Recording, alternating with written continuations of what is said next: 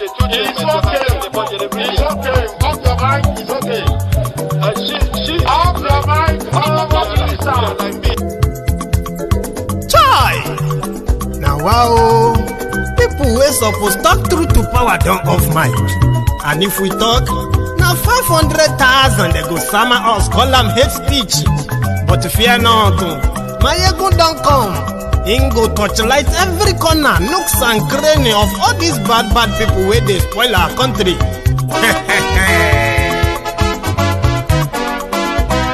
So my people make we laugh, oh, yo. My ego don't come, oh, yo. My people make we shout, oh, yo. My ego don't come, oh, yo. My ego don't come, man of the masses, oh, yo. My ego don't come, oh, yo. My ego diary politico, yo. My ego don't come, oh, yo. This one not the off in mind, oh, yo. My ego don't come, oh, yo. And in the touchlight every corner, oh, yo. My ego don't come, oh, yo. Okay, some people be they holla say they want the power. Chai. Them be promise us say we go get light and power. Nah. Them hustle sote they can't get the power. But now they know they do anything with the power. Sure. Every day, dollar just they get the higher power over naira. Still them talk say make we off mind. But thank God say my ego don't come. So my people make you laugh, oh, yo. My ego don't come, oh, yo. My people make we shout, oh, yo. My ego don't come, oh, yo. My ego don't come, man of the masses, oh, yo. My ego don't come, oh, yo. My ego diary politico, oh, yo. My ego don't come, oh, yo. This one not the off in mind, oh, yo. My ego don't come, oh, yo. Person where they do evil, no one make person talk. Them say that my egun, that man too they talk. He too they talk. Say my egun diary, he they hot like pepper. But every day then they take money in bulk. Woman picking they the street they hawk. Still them talk say make we no talk. But thank God say my egun don't come. So my people make you laugh, oh, yo. My egun don't come, oh, yo. My people make you shout, oh, yo. My egun don't come, oh, yo. Man of the masses, my ego don't come, oh, my ego diary politico, my ego don't come, oh, this man not the off in mind, my ego don't come, oh,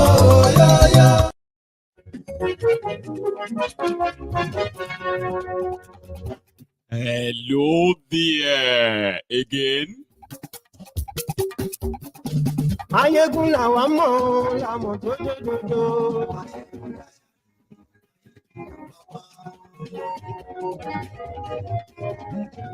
Ayegun la wa mo to do. Ti de ọ̀rẹ́ ara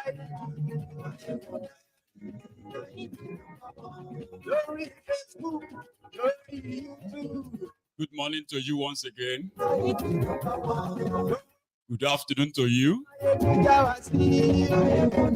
And good evening to you from wherever you are joining us. Should I just say welcome back to those of you who have been part of this earlier today? This is Mayegun Live.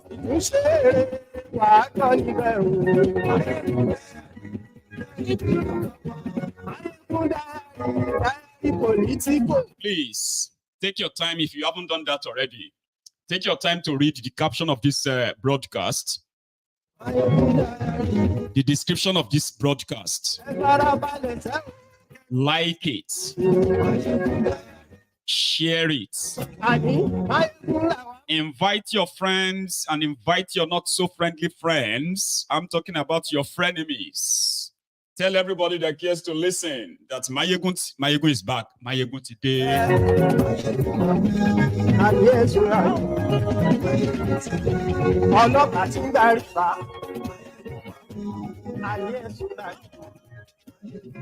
It should be an interesting night or an interesting evening for us all.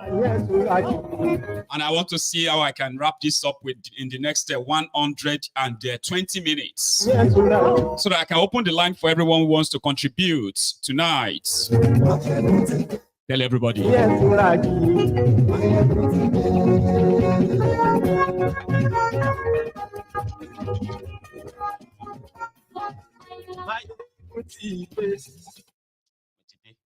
Thank you.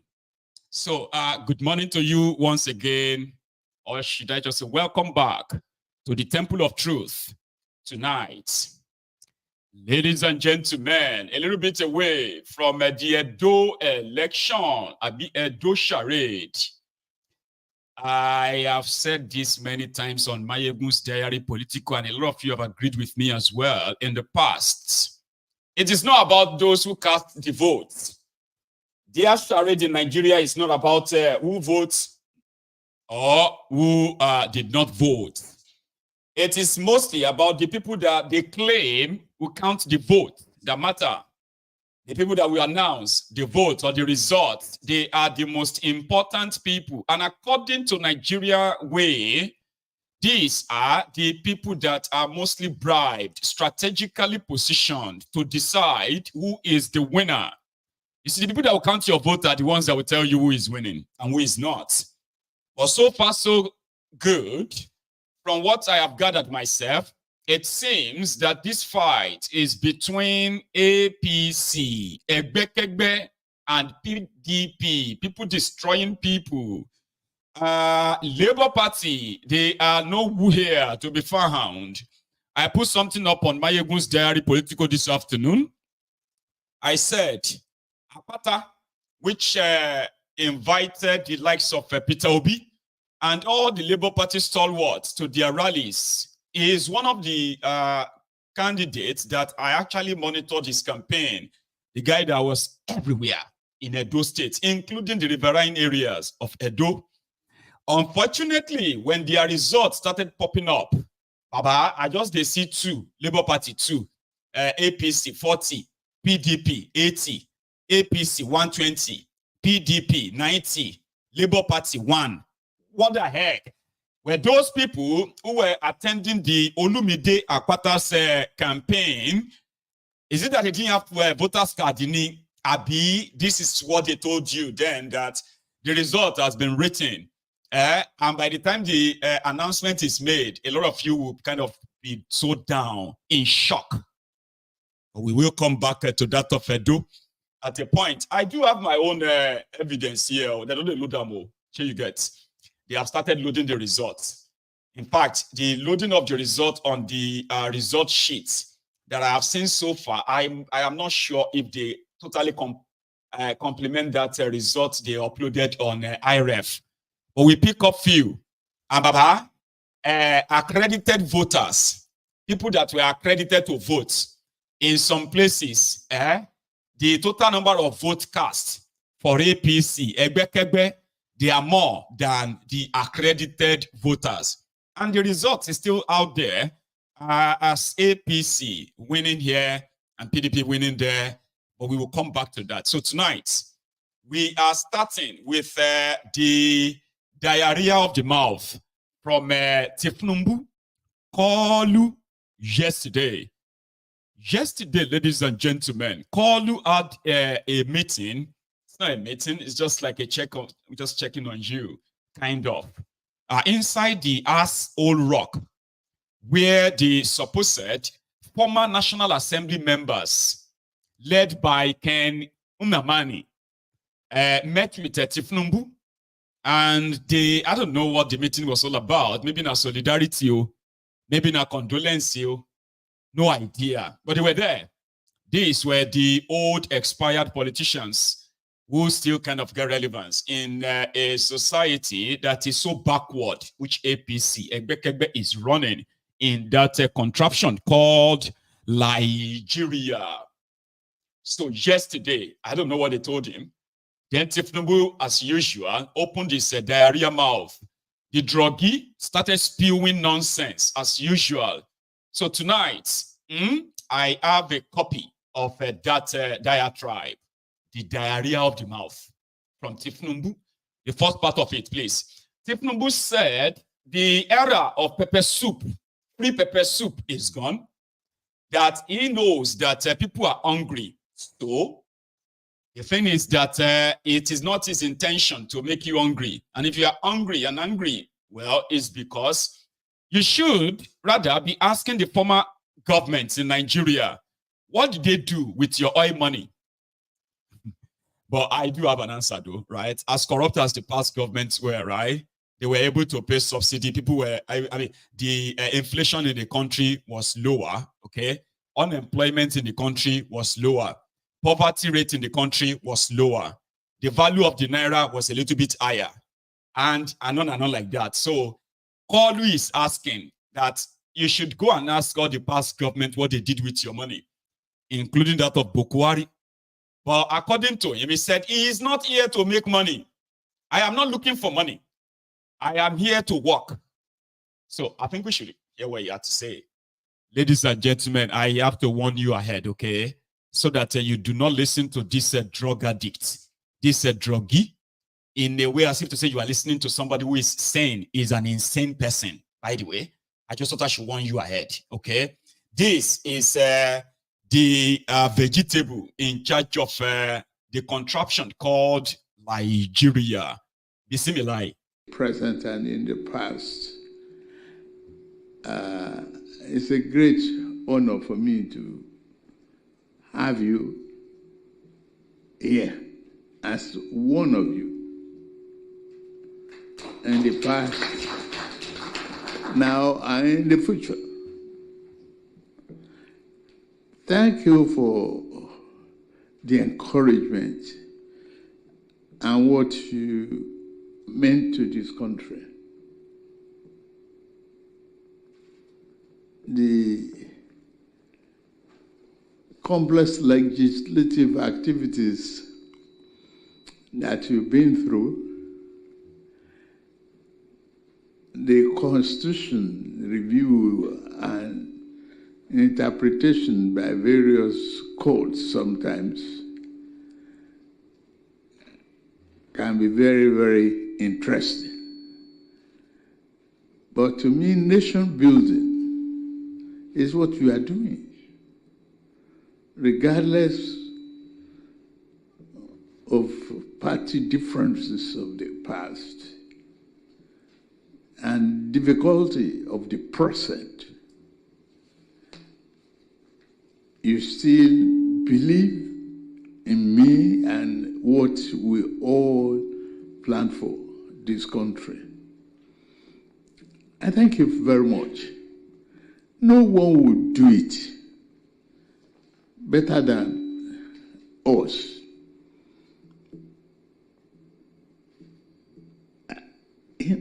Having traveled the world, I've seen developed countries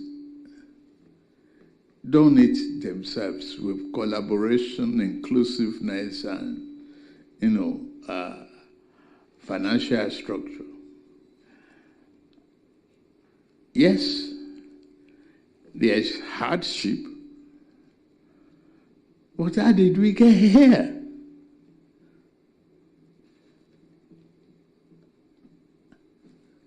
What did we do when we had very high production? We neglected our communities. We neglected the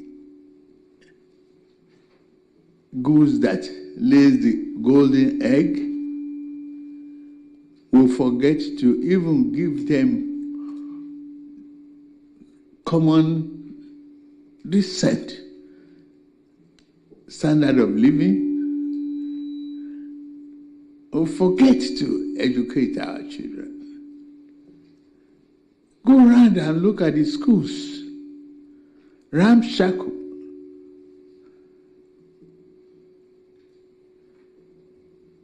Education environment must be decent enough for people to want to learn. We can complain from now till eternity that the school enrollment is low, did we even do anything to encourage that education process? We must ask ourselves, it's a matter of conscience.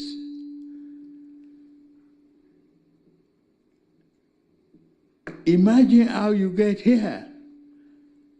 If you get here by road, how many roads in your community are passable?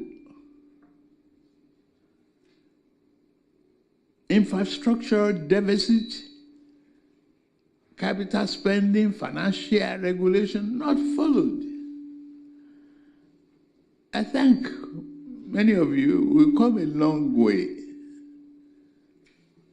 And all I can promise is do the best. People are complaining now of petroleum prices. First of all, we must have fuel security. Yes, we have fuel in the ground. Do we have the capacity to bring it up to even before we revive, before we distribute?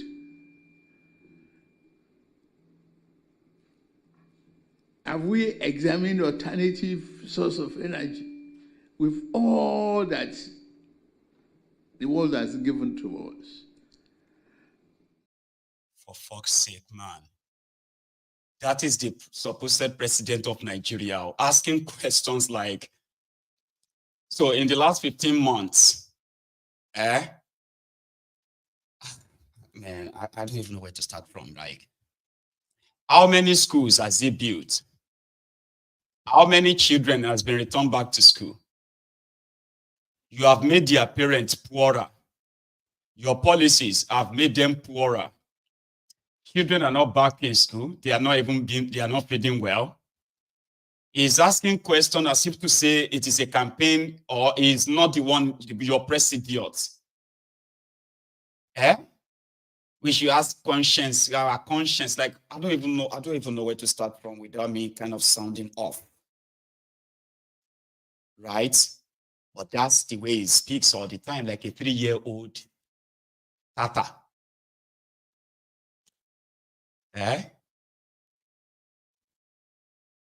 In 15 months, it took the inflation of Nigeria from 22% to over 40%. That's the official one. The number of out-of-school children has now increased by over 3 million. That's been nice, generous. By the time this term comes to an end, you probably will have more than 6 million added to over 18 million out-of-school children before this guy. How many roads has he constructed in your communities? What about electricity to power your industries? How many megawatts of electricity has he generated for you in the last 15 months? What about the devaluation of your money? $1 was 710 naira, courtesy of another Akudaya that he also helped bring to power. Mumadu Bokwari, when these Olori Brukus came on as the government in Nigeria, $1 to naira was 150 naira to $1. Official rate 199 naira to $1. Black market. Those are the two exchanges you have. In a space of 9 years, they've taken $1 to 1,690 naira. A liter of petroleum, when before these criminals came in, the refineries in Nigeria were working at 40% capacity. 9 years after that, there is no single refinery working in Nigeria. What the hell is he talking about? That's why I'm like, I don't know how to kind of like, respond to that without sounding, like I'm so mad, right? But is KOOLU. And if I happen to be somebody who told you not to take him serious for the sake of your own mental health, don't try to want to kind of like respond, then I think I should listen to my own advice too. But here is the other part. He said people are hungry because you devalued the naira, you floated the naira, you weary. You floated the naira, crashed the economy. Then you increased importation of fuel, more subsidy. You removed subsidy, but you claim to remove subsidy. When Bokwari, your friend, was paying over 420 billion naira every month, then you told everybody that you've removed it. A liter of petroleum jumped to 1,100, 1,200 naira per liter. Now you are paying over nearly 1 trillion naira for subsidy every month, see. But you are still hiding it. You know what? I'm just going to play the other parts and we can move on from this. Given to us. I'm glad of your encouragement. And I can assure you, I didn't come to look for money and exploit the situation. I came to work. I asked for the votes. And they gave it to me. Here we are. Many of you can still write few pages of history of democracy in Nigeria. And I like what you are doing. Encouraging the country. You are the one to make the clear interpretation of where we are, how we are, educate our people. Imagine when I resumed, I said, the subsidy was gone. There was no subsidy in the budget handed over to me. I can't be creative and look for magic lamp to create a budget. And ever since, we maintain that position. You know, from several millions of liters, now we are down to 30-something. We are knowing through consumption of how much we are taking.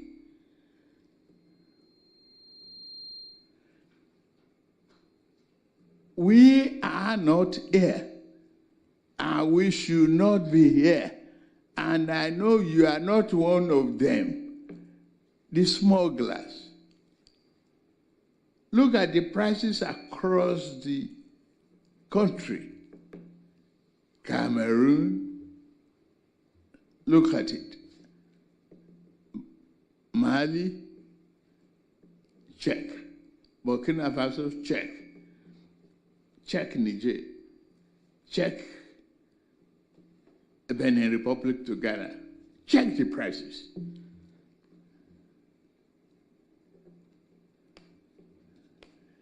And we are not able to equip our hospitals, able to build new classrooms.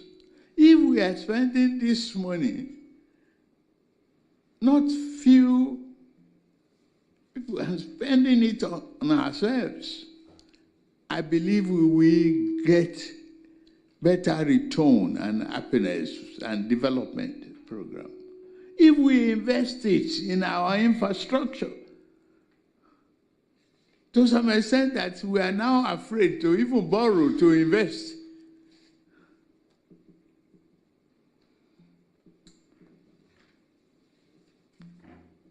I need your collaboration.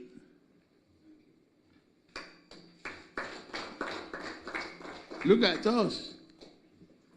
Agriculture, that is the main thing. People say, oh, we are hungry. Yes, I understand that. But We cannot just take a free bowl. We must work hard.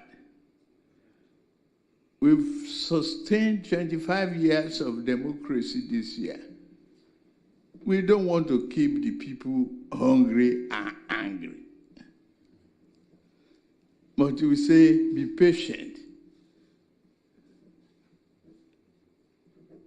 There is no free beer parlor anymore. We will retool and rebuild the Nigerian economy. I assure you, with your cooperation. I thank you very, very much. Nuisance lele. What is Nigeria? Could anybody make any sense of all the jargons, the incoherent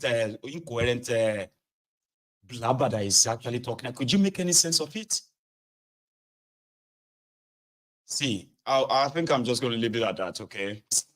I do not want my brain to sort of a little bit, depreciate, trying to kind of, no. I'm going to try to avoid that.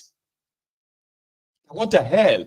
Like you watching that, how do you even feel? Even you, the Abobaku, bad idiot, a bad start. How do you feel that is the person that is in charge of your contraption, Nigeria? Hey.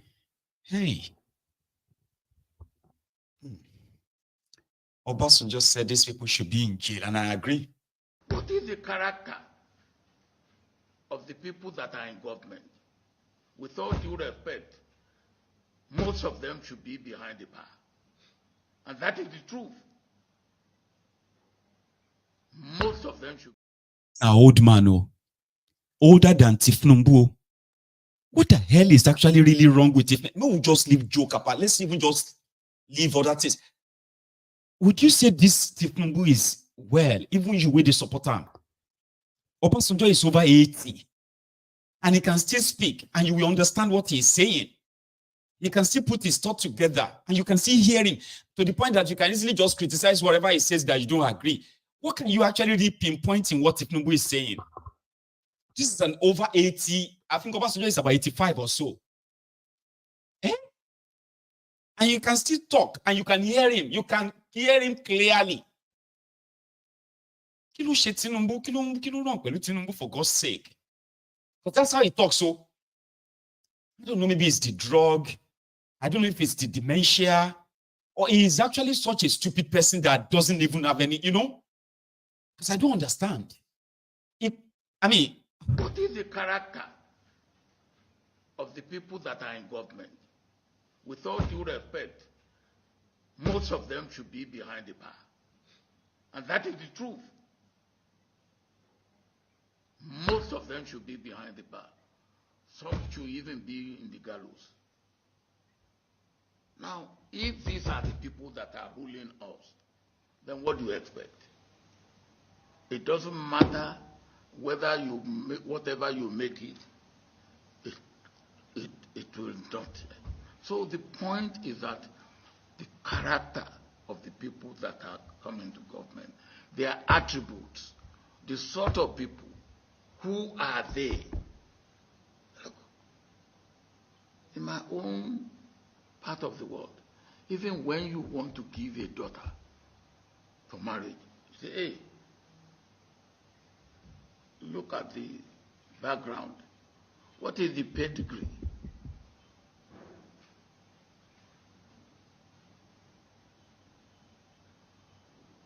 And that is one thing we really need to think about.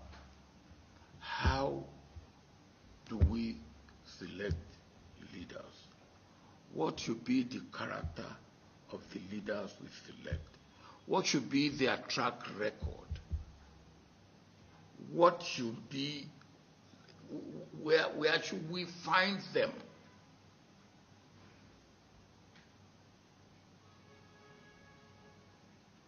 Are they role models? look at, in your own case, with all due respect, you are not supposed to fix your salary or your allowances. It's supposed to be done by the revenue mobilization and what? Fiscal commission. Revenue mobilization and fiscal commission. Okay. But you decide what you pay yourself, the allowances that you give yourself, newspaper allowances, pant allowances, sheeting allowances. You give yourself all sorts of things, with all due respect. And you know it's not right. It is not right. It is not right for me to be the one to determine what I pay myself.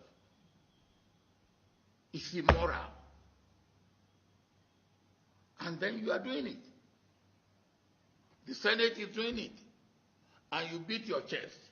And in some cases, even the executive give you what you are not entitled to. You all got 200 million naira. When we were talking about the suffering of the people who put you there, on top of the obscene salary and allowances you give yourself, you got 200 million naira.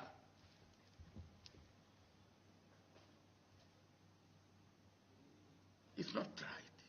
It's not fair. It's not good for this country.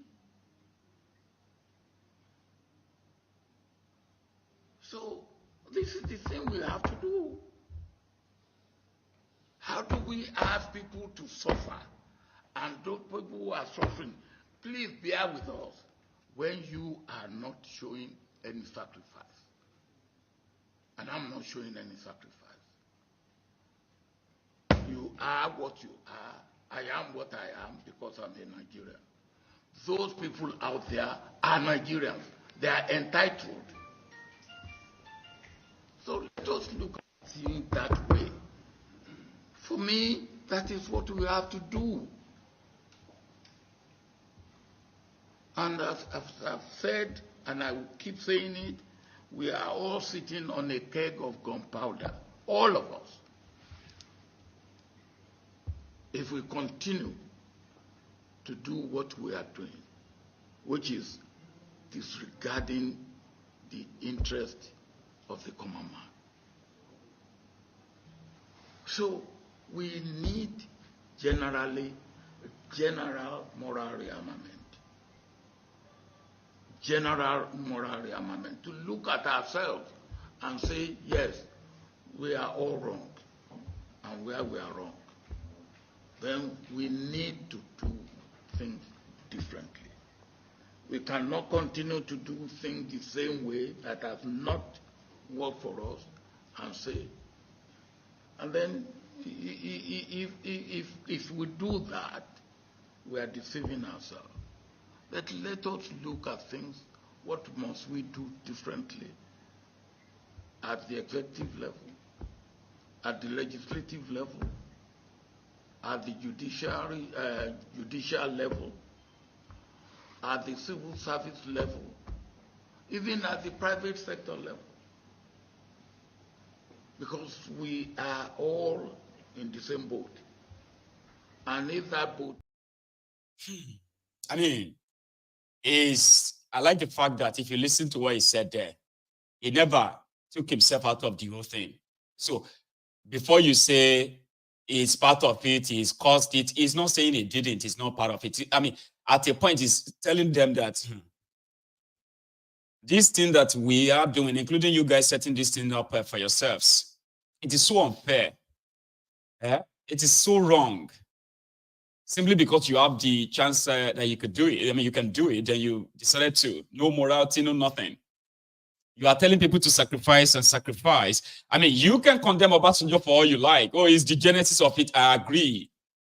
But he stated the fact there enough that you would think, well, maybe people who are like outside, when they are outside that power, they tend to pretend to be on the side of the people. But once they are inside the power, it's a different ball game. I just thought you should compare the both guys enough to say, Obasanjo can talk or speak, and you can hold him to a Thiefnubu. You don't even know how to react to Thiefnubu's talk. Some believe that he's using the same style like that of a Bokwari. Una the two give them credit.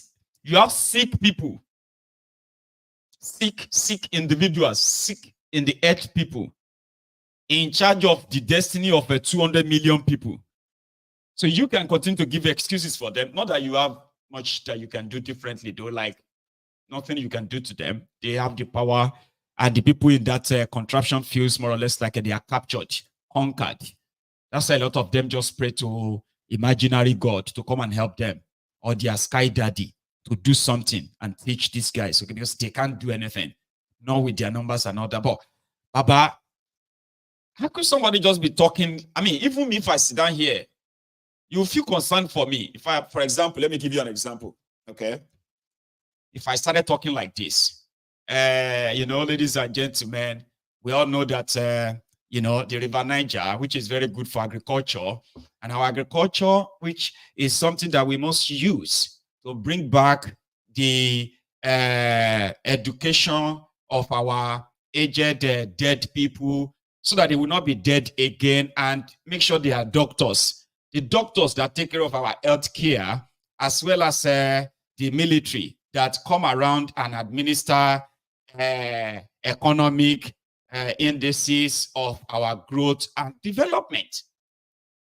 Even as the fact that children of 3 years old are doing wonder, going to the moon with rockets and everything, so that our unborn generation can thank them for future purposes, and the crippled and the disabled can also help us to lift the weight in Olympic and come back to change the situation of Borno State and flooding, including Niger, Gabon, Burkina Faso, and the blind people who are going to help us to shape the atmosphere rectangular circle of the moon, as well as put it in a cup that we use to drink water.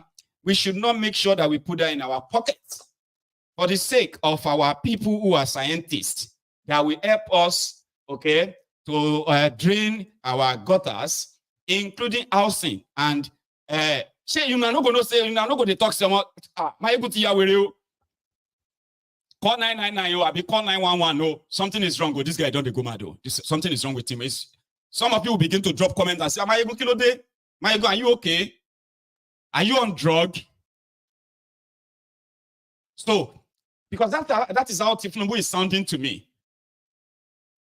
The refinery of our people inside the palm kernel of Owerri to Burkina Faso, and the Burkina babe who went to Dubai for the World Cup in Olympic, including American George Bush that came to sleep inside, you know, body along with us, and he changed the bulb in the dining room or dining table that we brought from Bayelsa, so as to make sure that our children have access to bow and arrow, as well as a koroba that we kind of bring the crude oil that is start to go to in our cars inside the ground, so that our underground and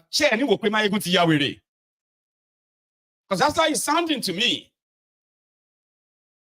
You might want to try and say, okay, I think it's talking about underground. Underground what? Crude oil and water that come together, so that when the crude oil go to the left, the water will go to the right, and we can go through it like when Moses passed through the Red Sea to the next stage in Egypt, including the 40 days and 40 nights on the mountain of in Ekiti, to make sure that our children go to school. We must build the schools on the tree, on the palm kernel tree in Adama Singba and the Cocoa House, to make sure and not. That is exactly the majority of you are looking up to and thinking that they are actually doing something that will change your situation in that contraption. That is the issue. That's the issue. So you can't sit down and then suddenly just feel like you're going to turn and change and turn around your... How? Eh? Oh, if you're running, I don't understand. Well, I'll leave it at that. So going forward, somebody said, what do you mean that Asue is leading in Edo from what I have seen so far? And I'm not saying that is the one that is going to be declared winner yet. I said leading based on the available results, but that is not all the results. So let me tell you something. Today, again, I have discovered that some people used to say the number of votes, the number of votes allocated to APC, Egbekegbe in Edo, is going to show to you the number of mad people in Edo. Some said, no, they're just going to write the figure. Nobody, they vote for them. Continue to delude yourself. There are people who are actually voting for them. Sure you get now. And they are standing by it as well. For example, look at this. To be precise. What I just probably say, like as Okpebholo Monday. So I want that we will win this vote so that our place will civilized. So we will maintain our place for us. So you say the election they free and fair. Okay, yes. The election, yes. Is they free and any problem this is? No. Yeah, I vote for Okpebholo for governor. I know Okpebholo, that is the reason why I come. All the way from Ghana, I come and vote for Okpebholo. I know say Okpebholo now will deliver Edo State. That is the reason why all of us from Ghana will come and vote. Even people for Benin, people for Kaduna, people for Sokoto, people for Oneremi, all of us will come and vote for Okpebholo. There is a popular saying, be very, very, very worried and be very, very careful of foolish people in large numbers. You see, foolish people in large numbers, right? In a democracy, they can elect a president. Unfortunately, today, for those of you who are from Edo State, correct me if I am wrong, okay? So you have the Edo South, Edo North, and Edo Central.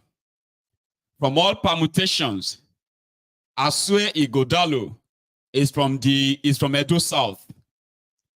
Olumide Akpata is also from Edo South.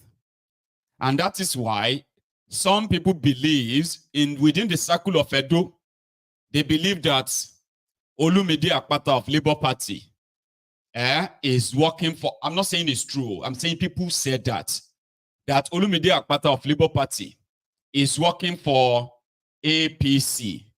There are those who actually said that. Because according to them, they said that Olumide Akpata only came to divide the PDP's vote, which is not true to start with. However, others are saying that the reason why they won't vote for Olumide Akpata of Labour Party is because if they vote for Olumide Akpata, like Peter Obi, he cannot fight for their mandate. Where APC, Egbekegbe, the most dreaded, the most criminally, and the most dubious group of political criminals, that they do not keep prisoners. APC doesn't keep prisoners. And the only people that can match them craze for craze, including if the thing enter courts, is PDP. Not because PDP better, but to them, they will choose between the two evil. They will choose the lesser evil. However, Olumide Akpata lost his own polling unit today to a PDP guy. Then they said, Obaseki, Obadonkey, Asue Ighodalo, and their PDP stalwart, they will do everything to keep their control over the Edo South and Edo Central. When it comes to the Edo North, that is where Oshi-omo-ole, as well as Okpebholo, where they come from. Now, so far, from the results that were released earlier, Asue was leading by some far margin that is close now. When I say close, it's not because APC, Egbekegbe, actually did better, but it is the moment that you might be voting and counting your results in the south, in the central, but by the time the result from the northern part of Edo start falling in, una go shock, una go shook. Take a look at these two results on your screen. I can't bring all of them. I have about, I have about 16 results that looks like this. But I would rather use these two so that, whether you believe my message or you don't believe my message, it doesn't matter. I just want to use it to pass the message, okay? So take a look at these two results. They are the results that give victory in this polling unit to APC. But look at the first one.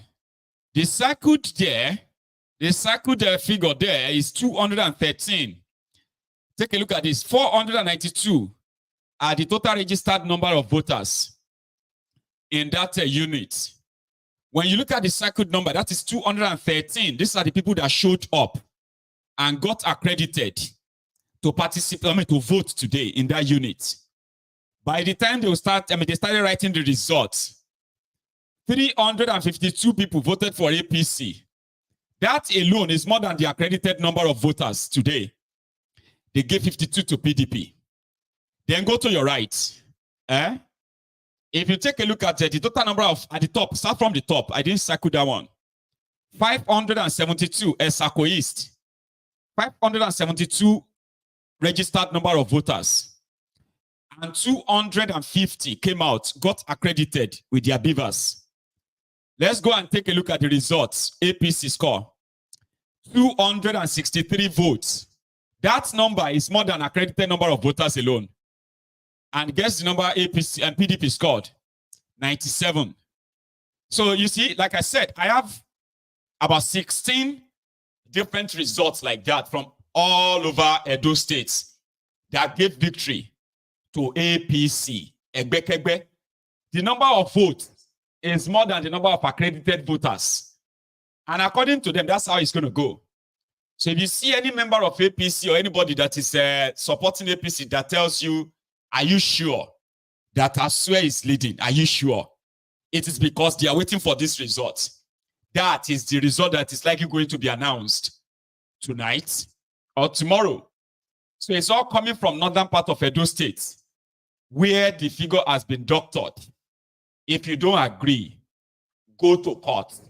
According to, you remember that the National Electoral Officer, National Electoral Commissioner, the one that is appointed to supervise the Edo election, the woman, the professor, he is a card-carrying member of APC. You saw her earlier this afternoon, Abi.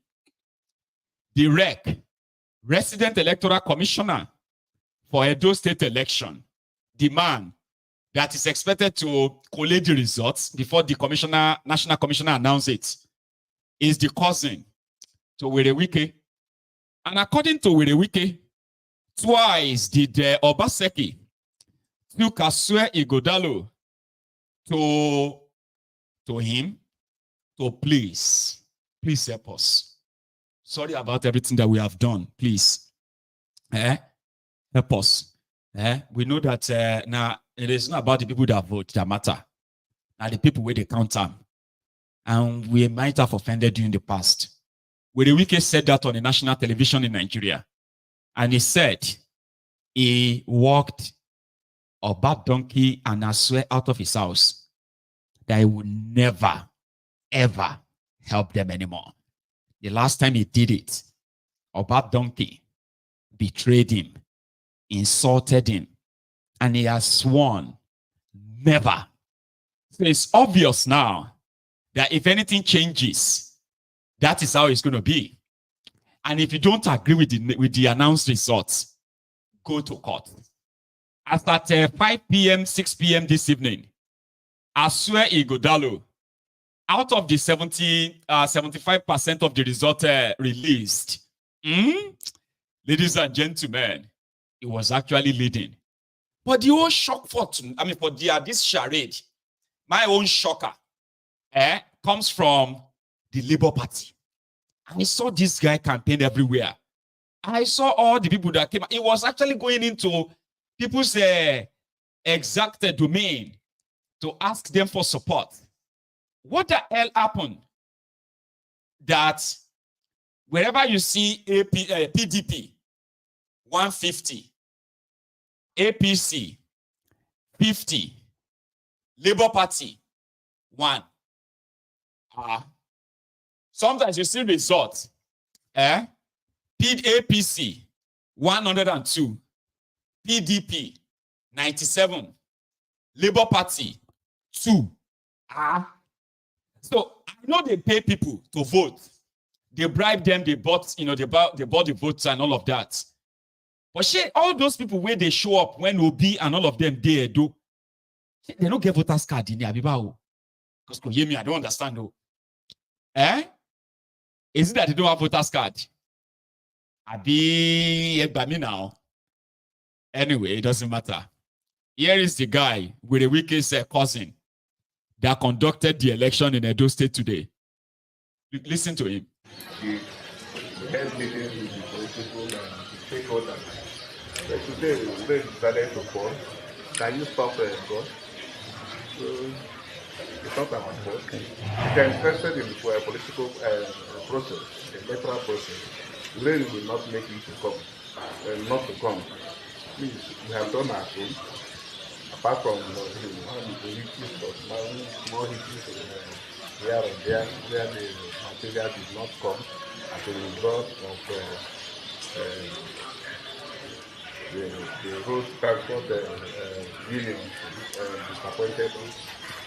So I want to say, in general, that we are so satisfied. We are so satisfied. In our part, we are so satisfied. 92% of the things we don't have to say. It can score us 8. We are happy.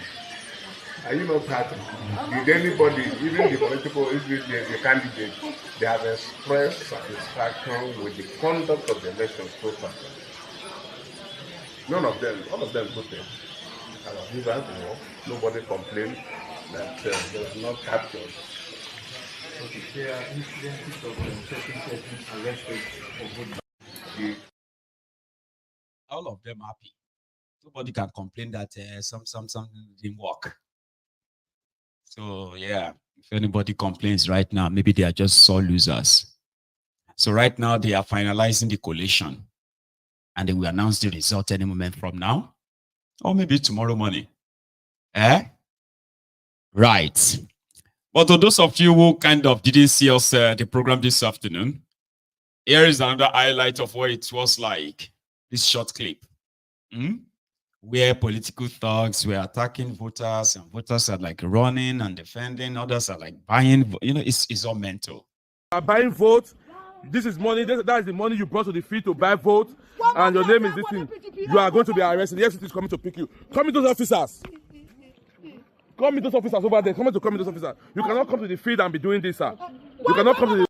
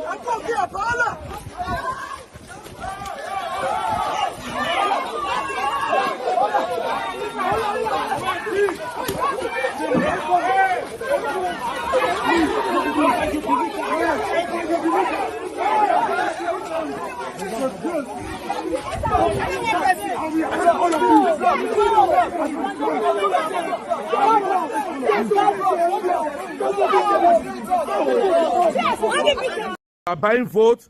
This is money. They don't break somebody's head already. Eh? Poor people, victims of bad governance. They are beating themselves and harming themselves. Last, the politicians who will declare themselves winners, once everything is done and settled, they will begin to pack your commonwealth and take the money out of Edo State. Go and buy themselves nice houses in Lagos or outside Nigeria. Their children will be like, you know, they won't even live in Edo. Ah, Baba, I don't understand though. I swear, I know get on. But talking about Wike and his influence, this afternoon, or was it not? It was actually yesterday, was it? Remember Wike and his 27 co-travelers, the lawmakers from River State, fighting Fubara. They got a court judgment where I actually listened to a lawyer that said all this issue of people decamping, it is just the imagination of some people. That were the weakest men, they did not decamp anywhere, and the court has ruled that they didn't decamp. Therefore, the 27 House of Assembly members of River State, a court has ruled that they did not decamp and nobody can sack them. Ilushi. Watch. We were in court. We listened to the judge here in the Federal High Court, and the judge was very clear. And all that we heard today is pleasing in our ears. What has happened today is a further confirmation of previous judgments, previous injunctions, and orders of other courts of competent jurisdiction. The most important thing is that our adversaries, those who do not want the rule of law in River State, are hell-bent on taking us out from our seats. But what we have heard today is a confirmation of previous judgment, like I said, and it clearly shows that the office of the Speaker of the River State House of Assembly is not vacant, it's not in contention. What has happened today is not new in our ears, because we know that the River State House of Assembly, under my speakership, is the only River State House of Assembly known to law, as we have always said. And what the judge has said today is just a confirmation of what the true position is. A lot has been said about the issue of defection. 27 of us in the State House of Assembly never defected to any other party. We were elected under the platform of the People's Democratic Party, and we never defected. We never took any step to defect to any other party. What you see every time are mere plans by the governor of River State. Everything you have seen is being sponsored by Simla Efobara, the governor of River State, to remove us from office because he cannot withstand the rule of law. He does not want to govern under the tenets of our democracy. He cannot withstand the principles of separation of powers. The governor is afraid of democracy, and that is why he is hell-bent on removing all of us. He runs to every court anywhere in this country looking for how to remove us through the back door. What the court has said today, including all that they have tendered as their evidence and all of that, is clear. No such thing as defection. And in any case, we have a right to defect, but we never defected. Anything you have seen is just the arrangement from the governor, being sponsored by the governor of River State. And I say it clearly because he is the one pushing all of them. He is the one sponsoring all these persons, going from one court to the other. But I can tell you, the only way our democracy can be sustained, the only way the dividends of democracy can get to our people is when you have the rule of law in place. When we allow separation of powers to have its way, when you allow the legislature to function, when you disallow the arbitrariness coming from the executive, particularly from the likes of the governor, who do not understand where the boundaries are between the legislature and the executive. So, but we are glad that the courts the Federal High Court that has the jurisdiction has once again spoken. This is not the first time. We listened to the judge. The judge made references to previous judgments, previous orders from different courts that the governor of Rivers State has failed to respect. We know he will also not respect these judgments because he has sworn not to respect the Constitution of Nigeria. Simla Efubara has sworn not to respect the Constitution. He has sworn not to respect judgments of the Supreme Court, of the Court of Appeal, or the Federal High Court. And because he has sworn not to respect anything, he has decided to govern Rivers State outside every provision of our statutes. But we need to rest assured that for all of us in the Rivers House of Assembly, we will continue to push for our democracy. We will continue to push for our legislature. We will remain undeterred. We will continue to make good laws for our people so that Rivers State can be a better place for all of us who are residents of Rivers State and who come from Rivers State. Thank you very much. How true is the report that the court held clearly that the suit filed by them is an abuse of process of court process because His Lordship Honorable Justice Omotosho had in January this year found and held that the House of Assembly led by Right Honorable Martin Amuwule was the authentic House of Assembly in Rivers State, and that Martin Amuwule is the authentic Speaker of the House of Assembly of Rivers State.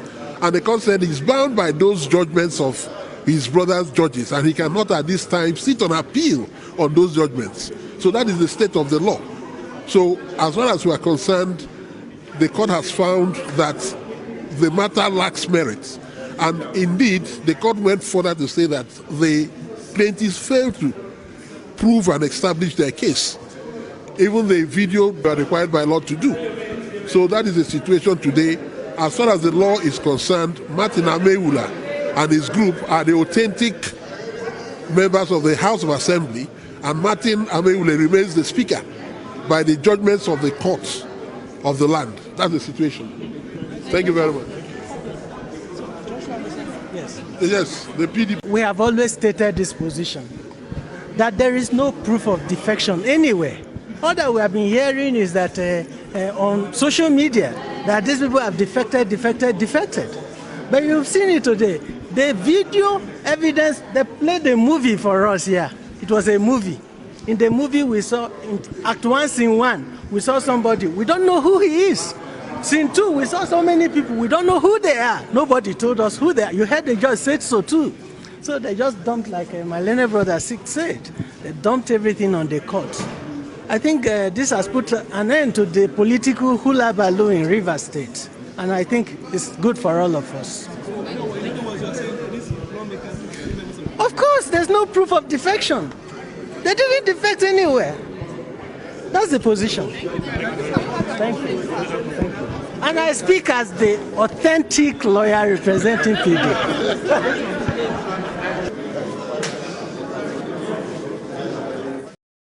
Nigeria is not a real place. Did you see those faces of those lunatics? Nigeria is a place whereby they can call red, black. And if you insist that but this is red, they will tell you that you have eye problem. And the rest of them they will continue to say it's black, it's black. In May this year, on the floor of the Rivers State House of Assembly, this happened. And immediately it happened, they moved themselves in a bus straight to the airport, where they were ferried to Abuja. Excited lawmakers flying the handy flag of the All Progressive Congress and chanting songs in support of the opposition APC in Rivers State and President Bola Tinubu after defecting from the People's Democratic Party on whose platforms they were elected.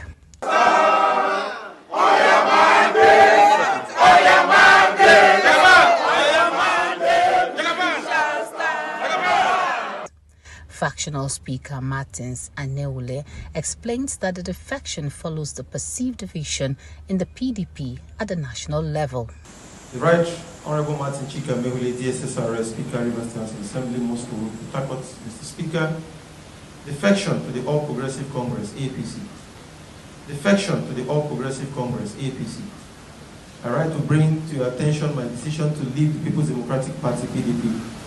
This decision to leave the PDP is necessitated by the division in the People's Democratic Party, of which I was elected to this house. In particular, the tussle around who the National Secretary of the PDP is has now sharply divided the party and made it unclear as to who is the National Secretary of the party. During Monday's sitting by the faction, the Edo State Local Government Amendment Bill 2023 passed second reading. This bill is to amend the principal law. The amendment is quite necessary, Mr. Speaker, at this point in time, considering that the Supreme Court, in its ruling, has criminalized the running of local government by caretaker. And it is not proper for the resources of the people to be put in the hand of someone that does not even understand the terrain of that LG. Everything that is being allocated to the local government belongs to the local government and should be managed by a democratic elected person from that place. Distinguished colleagues, the idea is to remove the anomaly inherent in this law. The law has given powers to the governor that the governor does not have. When our people elect councillors, elect chairmen of local governments, it will be improper for a sitting governor through a fiat remove these elected individuals. The lawmakers condemned the alleged refusal of Governor Simina Lare Fubara to hand over to the police. The said motion is to condemn the refusal of His Excellency Sir Simina Lare Fubara, Governor of Rivers State, to hand over suspects that burned the Harlow Chamber to the law enforcement agencies and seizure of the funds for the management of the River State House of Assembly. On your mandate, we shall stand. On your mandate. In fact, it actually happened in December 2023. That was when the supposed conversation around Fubara listening to the last command of whle, and they won't. So they defected, and the plan was then to impeach him, which now prompted the Fubara's faction to declare their seat vacant. And in January, it got to the head that Thiefnubu called a meeting. Remember that they should sheath their sword, and Thiefnubu said they ran to him, he can't just push them back. They are now members of APC. Then they were told to deny that they decamped. Okay? Just say you didn't decamp. It's not true. Meanwhile, one of them who wrote the letter of all of them decamping to APC, they gave the reasons as the division at the national level of a PDP. That's the reason why they left a PDP for APC. But they did that so hurriedly that they were not properly advised. And that boomeranged. A court in Nigeria just said the people they showed to him in court that they camped from PDP to APC, they are unknown to him. He can't even recognize them. And those are the guys who are in court, whle and his gang. So I think that has now prompted Fubara to tell his own loyalists, since they will not be able to actually control the PDP structure anymore. Remember that about 4 days ago, when the Bala Muhammad group, the PDP, supposed PDP Governors Forum, came out and said they have discussed with Damagun. Damagun is the acting chairman of PDP and is Wike's loyalist. One of the reasons why Wike said, who is that person that will suspend him in PDP? Who is that person? So Bala Muhammad and co decided to step Damagun down so that they can appoint another chairman. And then they can go on and punish Wike for all his atrocities. Unfortunately, the supposed PDP Governors Forum, they are not together on that. The first person to pull the rug was Assholerocky of Ibadan. And now, Pintiri of Adamawa, a supposed the godson of Atiku, has joined the Assholerocky of Ibadan to say Damagun must stay. Therefore, Wike remains their boss. Some are already saying that the Pintiri betrayed Atiku. That's going to be a story for another day. So as it stands, there is no united front in dealing with Wike. And therefore, Fubara will remain internally displaced politician. He is still in PDP. He has now ordered his own supporters, especially at the local government level, to go and pick up forms of another political party and run on those on that platform to contest the local government elections. Because right now, Wike has gotten a court order, which has now reinstated these guys that they didn't decamp. They are still members of PDP. One guy that spoke last in that video who said is the lawyer for PDP. Is also part of the scheme. All right. So as it stands, Fubara and his gang, they are now the internally displaced politicians in Rivers State. But he's still holding this, the pause of Rivers State, something that whle and his gang will kind of dare to take from him now. So they believe that they are the authentic lawmakers now, and therefore they can go ahead and go after Fubara. We'll see how far that goes. But here is the Fubara, supposedly the lawyer, not Fubara's lawyer, but Fubara's faction's lawyer. He had this to say. What we intend to do here is to tell the public and then our esteemed members and then the general public that nothing substantially has changed. All of the decisions that have come out from the various high courts, courts of coordinate jurisdiction, I think will be settled until we get to the Supreme Court. But what's fundamental is that the judgment of Peter Lifu today on the Federal High Court is not final, and then has not changed substantially the position of the University House of Assembly with respect to the leadership of the University House of Assembly, as far as the APP is concerned. And that's why we went to court. We hold the view strongly, even up to now, that there are vacant positions in the University House of Assembly, and then those positions need to be filled. And then it's our knowledge that there are 3 members that left, and then there is a speaker in that regard, in the person of Right Honorable Victor Kojombo. This is our knowledge, and I think it's the public knowledge. What's emphatic to the party is that those vacant positions have to be filled, and as a party, that we have the right to take part in the elections that we are calling INEC to conduct, and that's why we approach the court. But a number of other issues that arose with respect to whether the matter is a pre-action matter, which of course we didn't feel that, but it's the decision of the court to that effect that is a pre-action matter, so that those who are celebrating thinking that we never approached the court properly.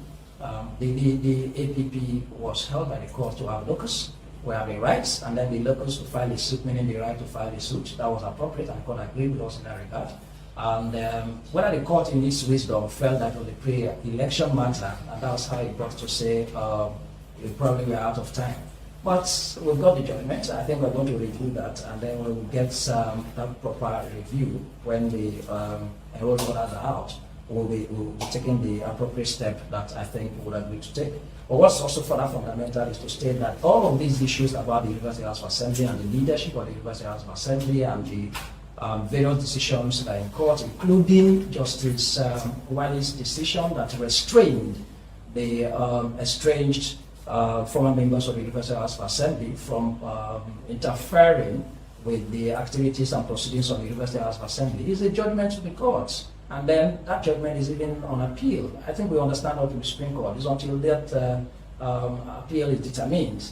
These matters are still very ripe. And then, again, even when they relied on Justice Omotosho's judgment, and including an interlocutory injunction by Okoro, those matters are not matters that actually directly connected or related to the reason that the APP went to court. Because we never approached the court to ask the court to declare illicit vacant. It's our position that as a responsible party, and then having the duty and obligation to uphold the provisions of the Constitution and ensure that every authority and every person in this country defend the Constitution. So we felt that we needed to take the step that we took. And then that step it remains our candid position. So Justice Omotosho's decision is also important to tell the public that it's on appeal. As a matter of fact, there are even 2 appeals against that decision. So the Court of Appeal is there to determine those appeals. That's the principal appeal, and there's even a cross appeal by those who even appear to take advantage of that decision and then claim that it's in their favor. And then if you also would look at the decision of Peter Lefu today, relying on those 2 previous decisions. These are all courts of coordinated jurisdiction, and I think that we still are within our own rights to consider the decision of the court today and then see what we will do. But what's fundamental here is to emphasize that as far as we are concerned, yes, the judgment of the court, we remain abiding by decisions of court as a responsible political party. And then, but it hasn't substantially changed anything, because there are still a number of matters subsisting, even in high courts, with respect to all of these matters, and then at the Court of Appeal and at the Supreme Court. So nobody, and there was even no declaration to a clear position by Justice Peter Lefu to the effect that those who have defected not cease to be members of the Executive House of Assembly. He relied on the judgments of the other judges. But those are judgments that are even subjects that are before the appeals. And then, like I said, if we are to consider all the judgments, including the judgment of Justice Wale, which in itself, it remains a valid judgment until it is overturned, and the restraining order that is even made, then I think our position is clear. So, gentlemen of the press, it's important that we join, including the media, to direct these facts in the appropriate ways that they really are, and then dissuade the public from misconstruing and misinterpreting decisions of court, particularly in areas that suits them. So for our members, our esteemed members, we join you, and even the generality of the entirety of Rivers indigenous residents here. There's nothing to worry about. I think that the Constitution of the Federal Republic of Nigeria, at the end of the day, will become the pointer of all of this. The Constitution is supreme, and it is a ground norm, and every citizen, every authority has a responsibility to ensure that it is being protected and then it's been upheld, including judges, of course. I've made my points in several interventions that authorities will include the judiciary, will include judges, will include even the presidency, and everybody has a fundamental responsibility to protect the provisions of the Constitution. Even in interpreting provisions of the Constitution, it should be interpreted in a manner that is to protect and uphold the provisions of the Constitution. That has remained the position. When Nigeria finally collapsed, the Nigeria judiciary, they will take their own medal as the institution that helped facilitate or accelerate the destruction of Nigeria. Just write that down, okay? A country without rule of law. A country where you know that the judgment in that place is for the highest bidder. It's just a doomed country awaiting implosion. Anyway, here is our guy. He's always there to remind Wike of his overbearing attitude and all of that. And if he continues, right, it's just pretty much like at the end is near. He keeps saying that though, right? So I am going to have you listen to him. Today's judgment by the Federal High Court on Rivers State has not changed anything in Rivers State, but has also gone to show that Nigeria is in trouble. How can the Federal High Court say that decampment of the sacked 27 lawmakers from the pro-Wike camp is a pre-election issue? The Federal High Court have now introduced a new interpretation to the Constitution that it is now a pre-election matter that is starting bad. We should not get to this point because we try to keep the pro-Wike people whose seats have been declared vacant in office. We're not going to change our Constitution to Okpebholo remains the Speaker of Rivers State House of Assembly. If anybody is thinking that with all this abracadabra happening left, right, and center, that the pro-wike group can start causing nuisance in Rivers, sorry for you, cannot happen. There is a sitting judgment of the High Court that recognized Okejumbo as the speaker. And on that we stand. And we'll fight this matter up to Supreme Court before we come back and talk about the way out. So as it stands today, Okejumbo is the speaker of that Rivers State House of Assembly, and nothing can change about it. If you want the governorship of a state, you wait for election. You wait for election. You cannot, no matter the abracadabra, anybody concord, come through the back door in a bid to destabilize the government of Governor Fubara. It's not going to work. So pre-election matter happens before election. So how can somebody who has not even won the election as a lawmaker now be able for you to decide whether he can decamp or not, even when he has not been elected? So after election is concluded, nobody, no matter the party you decamp to, your seat cannot be declared vacant. That's what the Federal High Court is saying. Despite that, there is substituting judgment of the Supreme Court on consequences for decampment. So that judgment cannot stand. The opposition is going to appeal it. They're already appealing it. The Federal High Court have now introduced a new interpretation to the Constitution that it is now a pre-election matter that is starting bad. We should not get to this point because we try to keep the pro-wike people whose seats have been declared vacant in office. We're not going to change our Constitution to now say that once you decamp into another political party, at any time in your tenure, you can remain in office without any consequences. Your seat cannot be declared vacant. There cannot be any by-election there because it's now a pre-election matter. Pre-election matter have that people who have left, people who swore to affidavit, the court is in custody of the affidavit they swore. What are we doing? Do you want to destroy? Do you want to destroy this country? Affidavit, they swore affidavit that they have left their political party. Affidavit. They also made the declaration on video, and then the Federal High Court said they didn't see it clearly, that they didn't mention anybody's name in the video. Facts that are very clear. And then you go further to now say, oh, the decampment is now a pre-election matter. So Nigerians, what they are telling you now is that anybody you elect can decamp and cannot be removed. Because if you want to remove him, you should have removed him even before he's elected. That's not what the Constitution envisaged. It's not what the Constitution envisaged.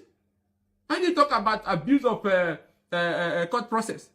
The pending cases in that Federal High Court before Justice Omotosho was on trying to stop the National Assembly from taking over the functions of the Rivers State House of Assembly and all those other issues. No court has declared that the illegal decampment, the cross-carpeting of the sacked lawmakers is valid, that they legitimately decamp. Nobody. So they can't come through the back door. So we are saying that that is, it amounts to nothing, is being appealed, and that cannot survive any appeal court proceedings. And as long as we are concerned, going by substituting judgments of the court, Okejumbo remains the Speaker of Rivers State House of Assembly, and nothing can change that unless appeal court and Supreme Court rules otherwise. And where that has not happened, nothing changes that. Everything continues to go normally in Rivers State. The local government election, if this is why they are run up, and the local government election will hold on October 5th. And the Constitution is very clear, electoral act is very clear. No court can stop the election. No court can stop any electoral process.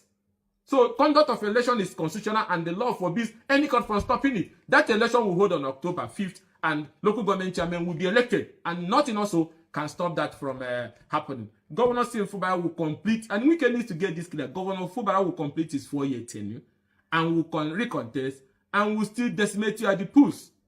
Public institutions should be left as public institutions. It's not personal. It's not personal. You can't, the reverse is too big for you to pocket it. It's not personal. So as long as we are concerned, we reject the judgment, we see it as very strange, and we see it as something that will undermine constitutional governance, and it will appeal vigorously, and the right thing will be done. Meanwhile, Okejumbo still remains the Speaker of Rivers State House of Assembly and will continue. The more you look, the less you see. The more you look, the less you see. The more you look, the less you see. That is Nigeria, a lawless place. You can speak grammar for all they care. Doesn't really matter. It is judgment for the highest bidder. Remember when that Dauda Lawal, the Zamfara state governor, came out to drop the bombshell that his own predecessor, the former governor of Zamfara state, Bello Patawale, that is now the Minister of Defense, is a sponsor of terrorism, banditry. That during his tenure, the terrorists were actually sleeping inside the government house. Well, another group has come out to say, oh, he's a liar.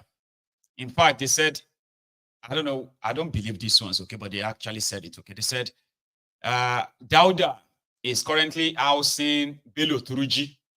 That Bello Turuji is living inside government house in Zamfara. I haven't seen him anywhere near there, but I've seen him many times in the forest. Bello Turuji. So this group says the current Zamfara state governor is a bandit sponsor, terrorist sponsor, and they want the government to do something about him. ASAP. Ilushi, man. It is high time for Governor Lawal to step aside. He has failed the people of Zamfara. He has failed Nigerians. His continued presence in office only serves to embolden the bandits and prolong the suffering of innocent civilians. If he truly cares about the people he claims to represent, he should resign immediately and allow leaders who will prioritize the safety and security of the region to take the seat of governance. 12. The Nigerian government, under the leadership of President Tinubu, has shown its commitment to eradicating banditry through decisive military action. The recent operations that resulted in the death of a major bandit leader and the flight of others, including Tujibelo, are evidence of the progress being made. But this progress must not be undermined by state-level actors and are more interested in protecting their political interests than safeguarding their citizens. The people of Zamfara are not powerless. They have the right to demand answers from their leaders. They have the right to hold Governor Lawal accountable for his administration's failure. And they have the right to expect their government will not be complicit in the crimes that have torn apart their communities.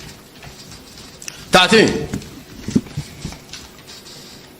We, the Situation Room, on the war against banditry, call on the federal government, the Nigerian Armed Forces, and all relevant agencies to continue their effort to bring peace to Zamfara and the Northwest region as a whole.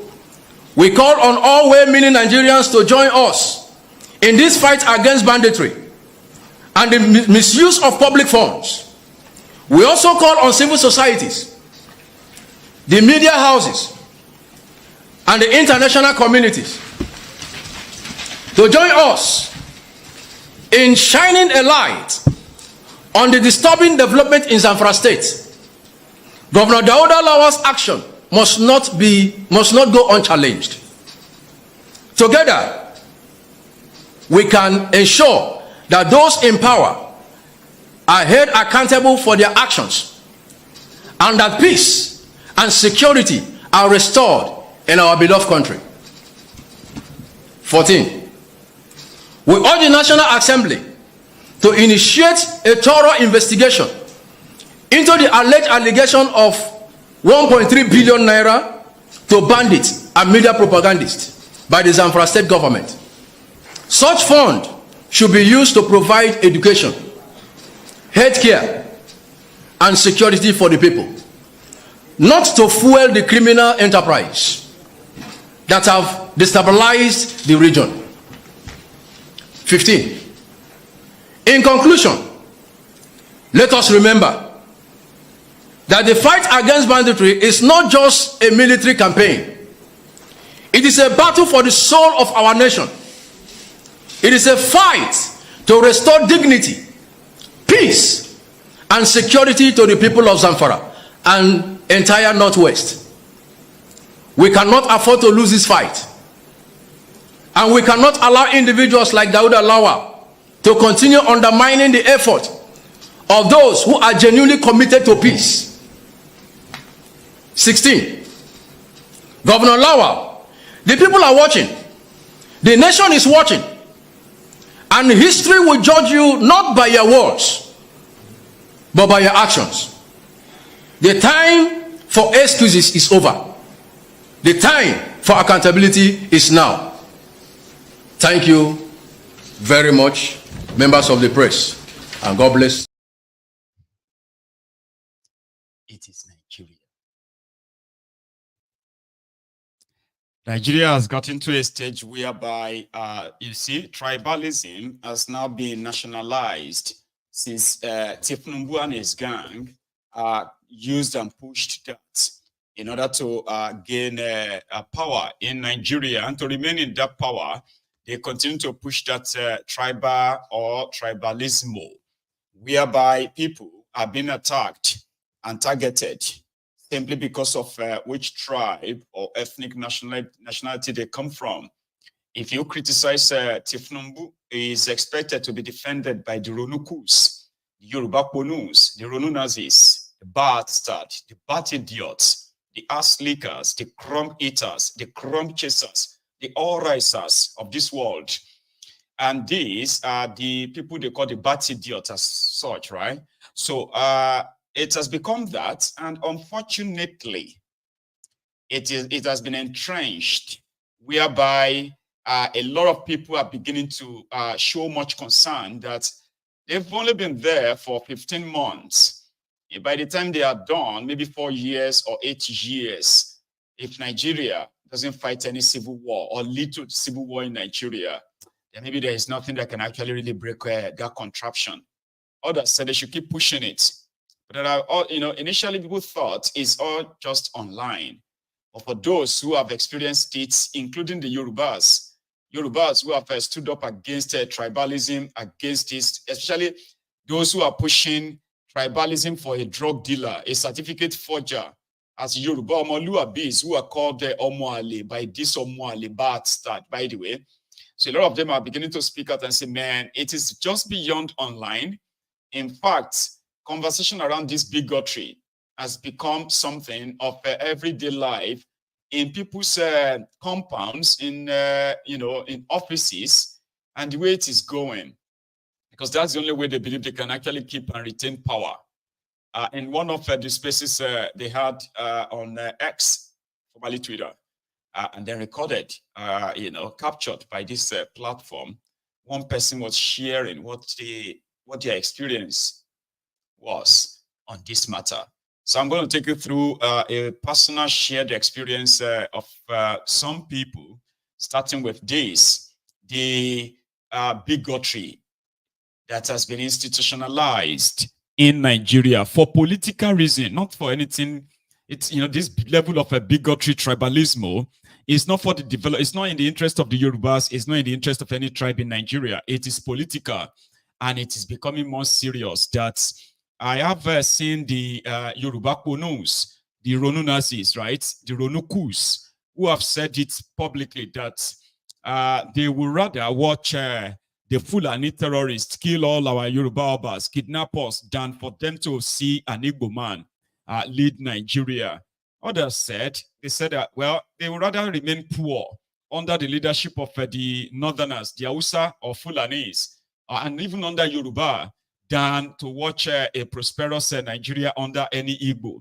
These are the politically sponsored narrative.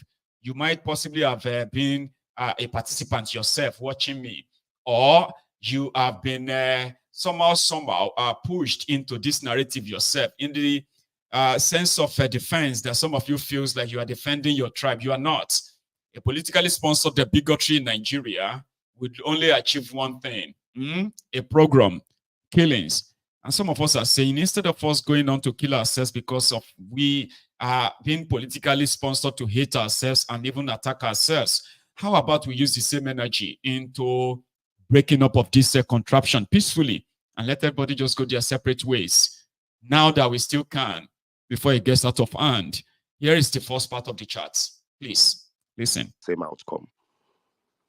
Be very careful. The wickedness you plan for others, lest that wickedness backfires, making them better and making you worse. It is happening again with this bigotry war. The bigotry you planned for the Igbo ended up making the Igbo looking better and you looking worse. But we are all one Nigerians, so we will take this thing Nigeria is a young nation. If there is nothing I thank God for the Yoruba, I thank God that a large number of them, and I would like to say a majority of them, are against the Rono ideology, are fighting the Rono ideology. And I must beg them to stay strong, because this bigotry thing can only be reduced bigotry to bigotry. If I was Yoruba, I would be pained. I would feel hurt. One day I might support this bigotry war, the other day I might not. But look at it this way. If I came out in a fight and I was fighting a man on the road that I never met, and I told him, I said, "You are a killer." The man said, "Yes, so I have one brother that used to kill people, but he's in prison." But that man now points to me and said, "Your entire family are ritual killers," and showed me proof that I have 100 people in my family who are ritual killers. I would stop fighting that man immediately and go back to my house to sanitize my home. Because that means if I win the Igbo in this bigotry war in public, the Igbo, I still have to go home and face the reality of the situation. I also want to beg any Ronu or people who think maybe another civil war. I see sometimes they write these things, we'll fight the Igbos again and win them. Israel is proof that I beat them before no be property. Israel is proof that I beat them before no be property. Israel has beaten the whole Arab world together in 6 days. The same Israel that Germany murdered by the millions. So if you believe you beat somebody in 1960 something and killed him by the millions, and you have pictures of them suffering kwashiorkor, I'm not too sure that if you fight that same man in 2024, he will not kill you by the tens of millions and you would have worse pictures. I don't believe a second civil war might go as easy as the first. For those of you Ronus that are here with that mad ideology, go back and tell your APC that anybody planning civil war, the Igbos are no more domiciled only in Igbo land. You will burn Nigeria to the ground. I guarantee you that. There is no state in this country where there are not at least 200,000 Igbos. That's more than enough people to overwhelm your army, your military, and your militia. Small arms when Nnamdi Kanu share for East, when they were still really fighting headsmen, we saw how it went. I repeat, Israel is proof that I beat them before, no be property. Go and watch boxing, go and watch wrestling. Nobody has beat Muhammad Ali, then beat them. Tyson, then beat them. There's no perfect warrior. Now every Yoruba, every Ronu, keep your sentiments aside. A ritual killing investigation department needs to be set up in the Nigerian army and the Nigerian police, with special emphasis on the Southwest. I have been watching these bigotry wars, and the only thing I'm following is data. There are at least 3 reports of ritual killing in the Southwest every day. There are at least 3 reports of ritual killing. These are registered police reports of ritual killing in the Southwest every day. That is a pandemic. That is enough to create. If there is so much fraud in this country, there's an anti-fraud unit. There is so much ritual killing in this country, there should be a ritual killing department in the police. I dare say ritual killing is so important. It is probably more important than EFCC right now. Because we need a department to get people educated that this is nonsense. We need a department to collect list of all fake alphas, fake mosques, fake shrines in Yoruba land and have them burnt to the ground. We need a department to trace how far this ritual killing has gone, because there is a cult in Yoruba land called Ogboni that has existed for centuries, that is full of ritual killing and is one of the oldest cults in Yoruba land, unless we don't want to accept facts in the Southwest. And the Ogboni must be investigated. I repeat, the Ogboni fraternity must be investigated. They are one of the big proponents of ritual killing popularity in the Southwest. They were known ritualists and most of their members were wealthy.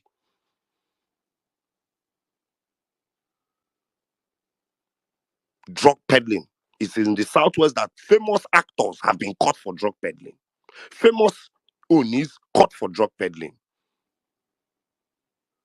Let us not be foolish as Nigerians. If you are president of Nigeria and the Southwest was bringing out all this information, you would be forced to nip this trend in the bud. Who wants to cry? Let them cry. I will say this also to the Yoruba. Nigeria is a young nation. Don't be afraid to embrace some of these things, especially the data part of it. Throw away the emotions. The love for fraud is growing fast in the Southwest. The love for cultism is growing fast in the Southwest. The death of education and the rise of illiteracy money-making tactics is growing fast in the Southwest. Agbero is being institutionalized in the Southwest. Rituals is being institutionalized in the Southwest. Fraudulent churches and criminal general overseers is being institutionalized in the Southwest. In the East, we have to face stupid pastors. In the Southwest, you have to face deeply wicked, intricately criminal general overseers. Call the names. Adefarasin, Adeboye, intricately, wickedly criminal men of God. Down to TB Joshua, Southwest. I promise you, when Adeboye dies, like TB Joshua, 2 years later, people in Redeemed will come out with their documentary. We will be alive, God keep us. Same way we are shouting over TB Joshua. Same way we are shouting over some of these men. And you people are fighting us. They will write, House on the Rock will have his documentary when he dies about the real things going on in that church. I am not worried. The Yorubas have held sway on the media for a long time. It's not a bad thing, but as a Yoruba, it's a problem. Let me explain to you.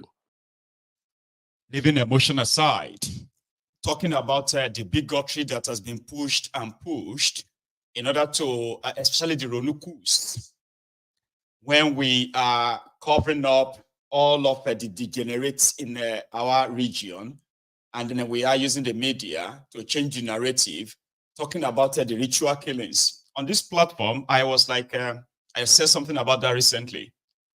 I am from Ogun State.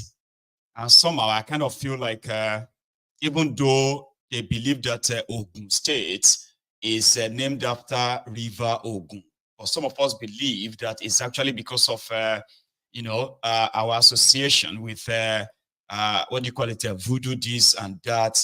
And more or less like I, as a person, I believe, and I've seen it, where the sale of human parts for the people they call lekulejas, who sells a human head, mining of what do you call skulls and all of that stuff, But over the years, a lot of us grew up believing that all the vices that bedevils Nigeria, all of them are from the eastern part of Nigeria.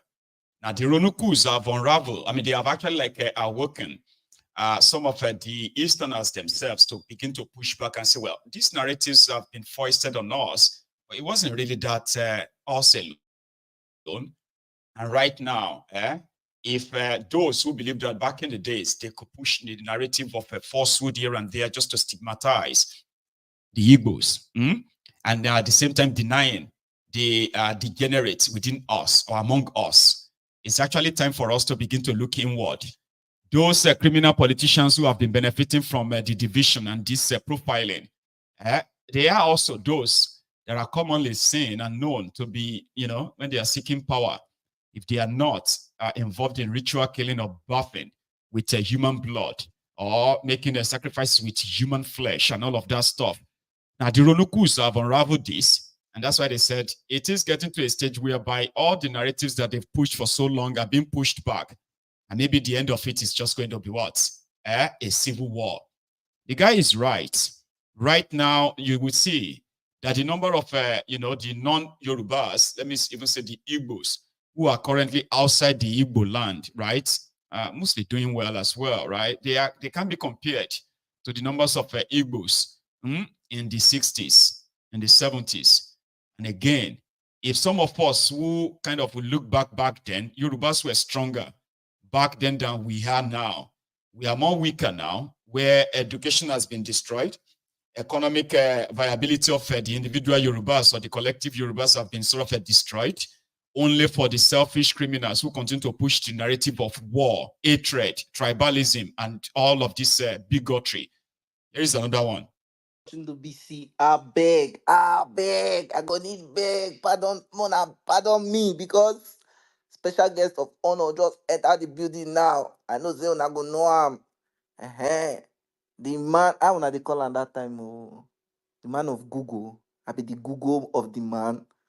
I be the Google in the man, or the man in Google. But my boss, Sizu, I beg, take the bike. My brothers, fellow Nigerians, God bless you all. Thank you for being here. Let me start here. A lot of us might not support or have supported what Harry was doing in the beginning. But God left Nigeria a long time ago. But you can tell that God is still very interested in Nigeria through Nigerians. There is proof. You look around Nigeria, you can see that God does not live in Nigeria anymore. But you can still see that God has interest in Nigeria through Nigerians. There are countries in this world that the country is a wreck, the citizens of the country are wrecked. Afghanistan, Somalia, all those kind of things. But Nigeria is a wreck. But Nigerians are not a wreck. And that is why I'm heading where I'm heading. It is very possible to raise a generation or two or three with hatred. Let us have no illusions on this. Dear Yorubas, please listen. We are a family. Lord Lugard and Flora Shaw forced us into this unholy union. And until this union is broken up, we must operate as a union. We have no options. You see the police PRO behaving as if it's the police PRO of Oduduwa Republic and not Nigeria. I repeat, the Palestinians, the Arabs, and the Israelites have proven that it is possible to raise a generation with hatred for no reason. Now, if you check the history of this country, you see, the last election taught me so much.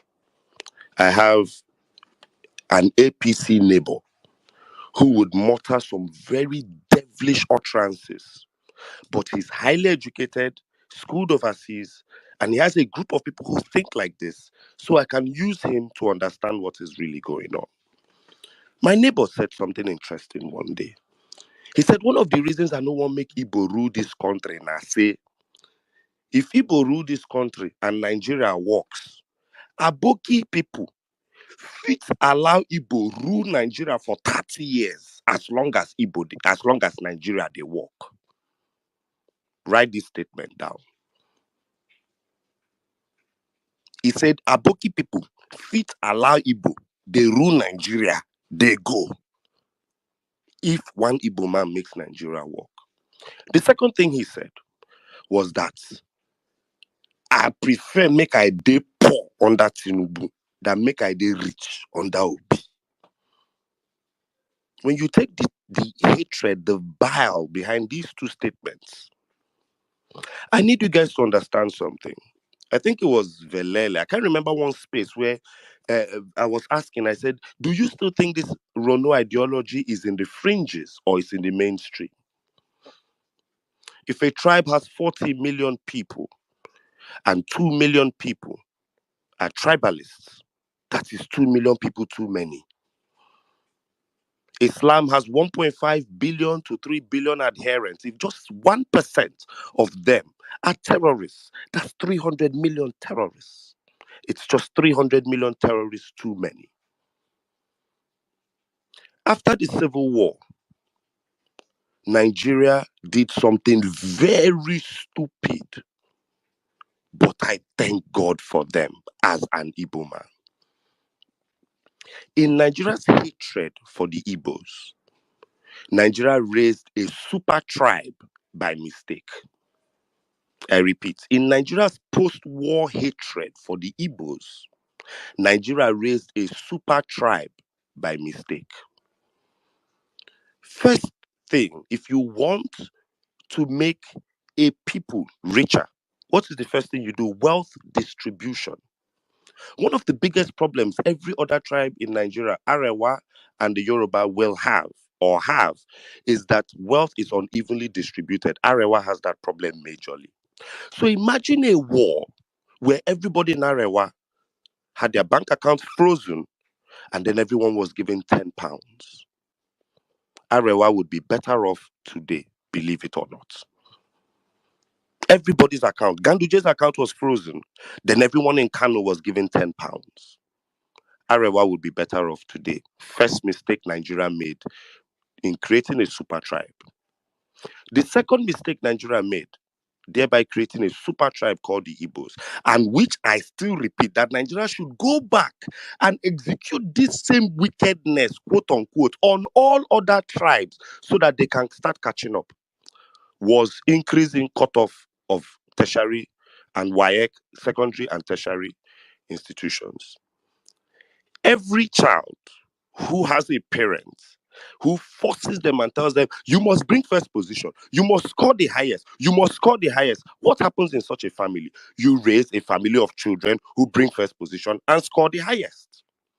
Nigeria used her own hand and told Igbos, you must score the highest, you must score the highest in all exams, and told every other tribe who, quote unquote, won us after the war, you can score the lowest, you can score the lowest. What an error. In redistributing £10 to everybody, my father tells me a story of how he and his brothers bounced back after the war. Their rent was about £20. They gathered themselves 6 men. They all brought their £10 together and it became £60. They rented 6 months, 1 year rent of £40 and shared £20. And those 6 men were roommates, grown men with wives. Until today, my father and those his 6 friends are best friends till today. They've helped each other in business and they're all multi-billionaires. Nigeria used her own hand out of hatred. So I ask you, if Nigeria went to Arewa, took all the money of Arewa after a war, and gave everybody in Arewa £10 and told everyone in Arewa, you must score the highest cutoff in all exams for the next 30 years. Don't you think Arewa would have a more intelligent and more business-minded population? If this same rule was applied to any other tribe in Nigeria, they would have had the same outcome.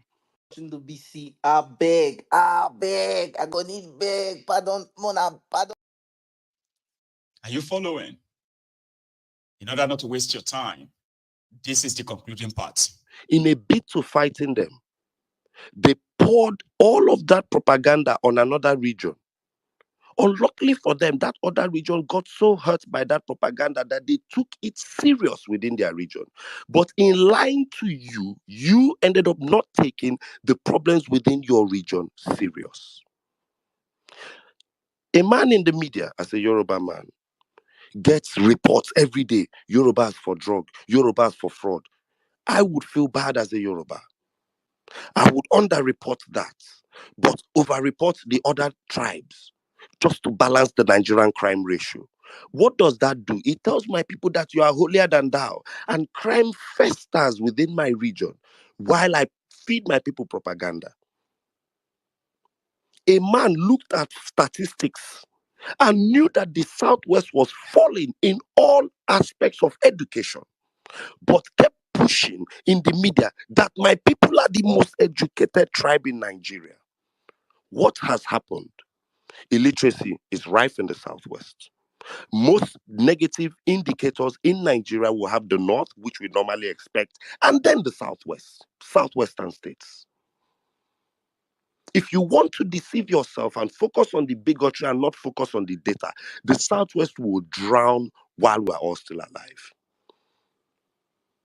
I don't know of any other place in this country where people from the hinterlands are quarreling with people who came and kidnapped government from people in the metropolis.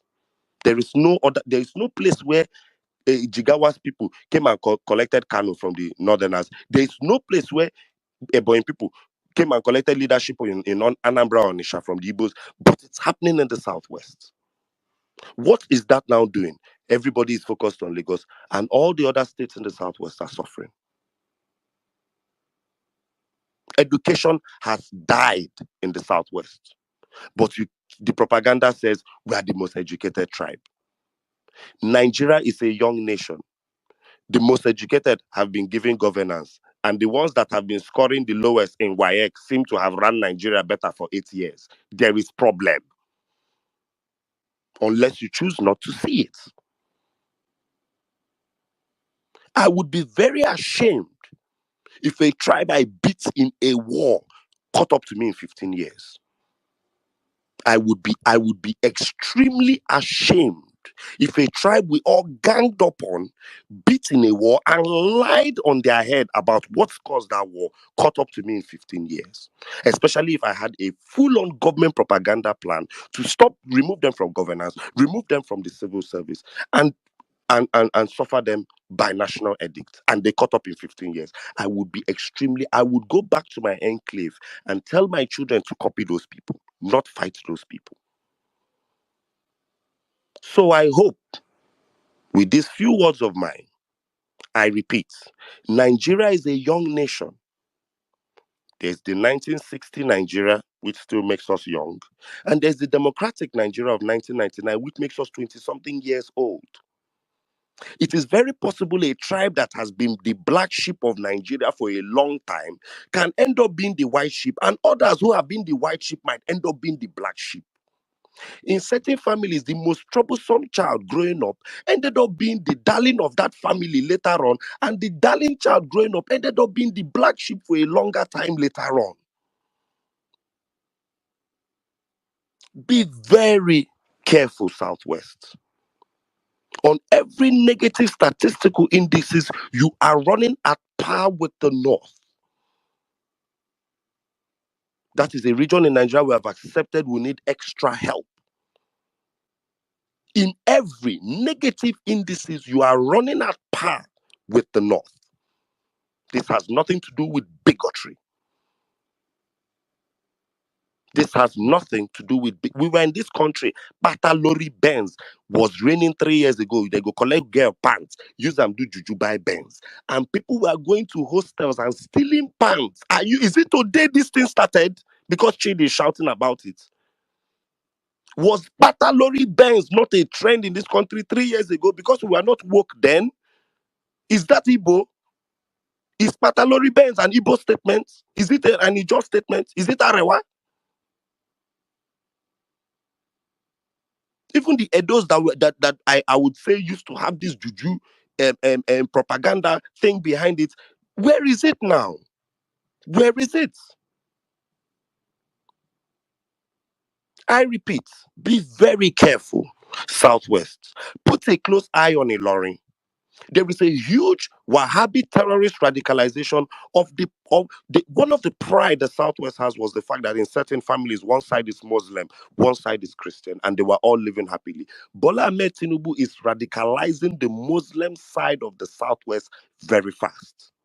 Watch the comments, the people insulting people online, the people supporting him. Kudus, Wahab, Lukman, Quadri, Kazim, Ahmed. Look at the names. Just what the names insulting you online. Southwest, you might end up having more problems than you can calculate. Because as a social scientist, I sit down without fear or favor. And I do my calculations on Nigeria. No tribe is perfect. But there's a tribe slipping into the abyss. And I repeat, imagine 20, 30 years from now, when Nigerian presidents will be called, the Southwest put a drug baron rigged his way there, has 81% of his cabinet as Yorubas. Nigeria will not remember some. But why I'm happy is that these same Ronu bastards called their Omoluabis bastards, Omo-ole, this and that. Please, dear Yoruba voices, there is a bigotry fight from the Igbos to crush this bigotry angle. But I need the Delefaro Timis. I need 1 million more of you guys every day to make it loud. Don't make the mistakes the Igbo made. Make it very loud so that in the future, anytime anybody wants to say, the Yorubas are this, we sure we gave Nigeria to the Yorubas, they ran it down. There will be a sizable portion of this country that can say, not all Yorubas. Because the Igbos made this mistake before. And people could not say not all Igbos. Today we are getting up to say not all Igbos are criminals. Not all Igbos are ritualists. I would need the Yorubas to also leave this part. Don't let this part piss you off. Work with the data of what this bigotry war is showing you. There is fire on the mountain in your region. You need to re-educate people on this juju to money pipeline. And you really need to clip it in the bud. You need to strike you need to shoot everybody caught for juju at Bar Beach. Strike the fear of God into these people that it will never repeat itself. And start working on the next generation so that this shit does not continue. There is fire on the mountain in the Southwest. You can either accept that or keep throwing blames and fingers. God bless you or God bless Nigeria. Thank you so much. I believe that a lot of us who actually listen to that nearly 25 minutes chart, possibly if you do not have any comprehension problem, you get the message. But let me do a summary on that chart and why I decided to share it. There were those who actually, after the war, there is a generation after the war, the civil war in Nigeria, from the southwest Nigeria and from the northern part of Nigeria, who claimed to have been the winner of the civil war.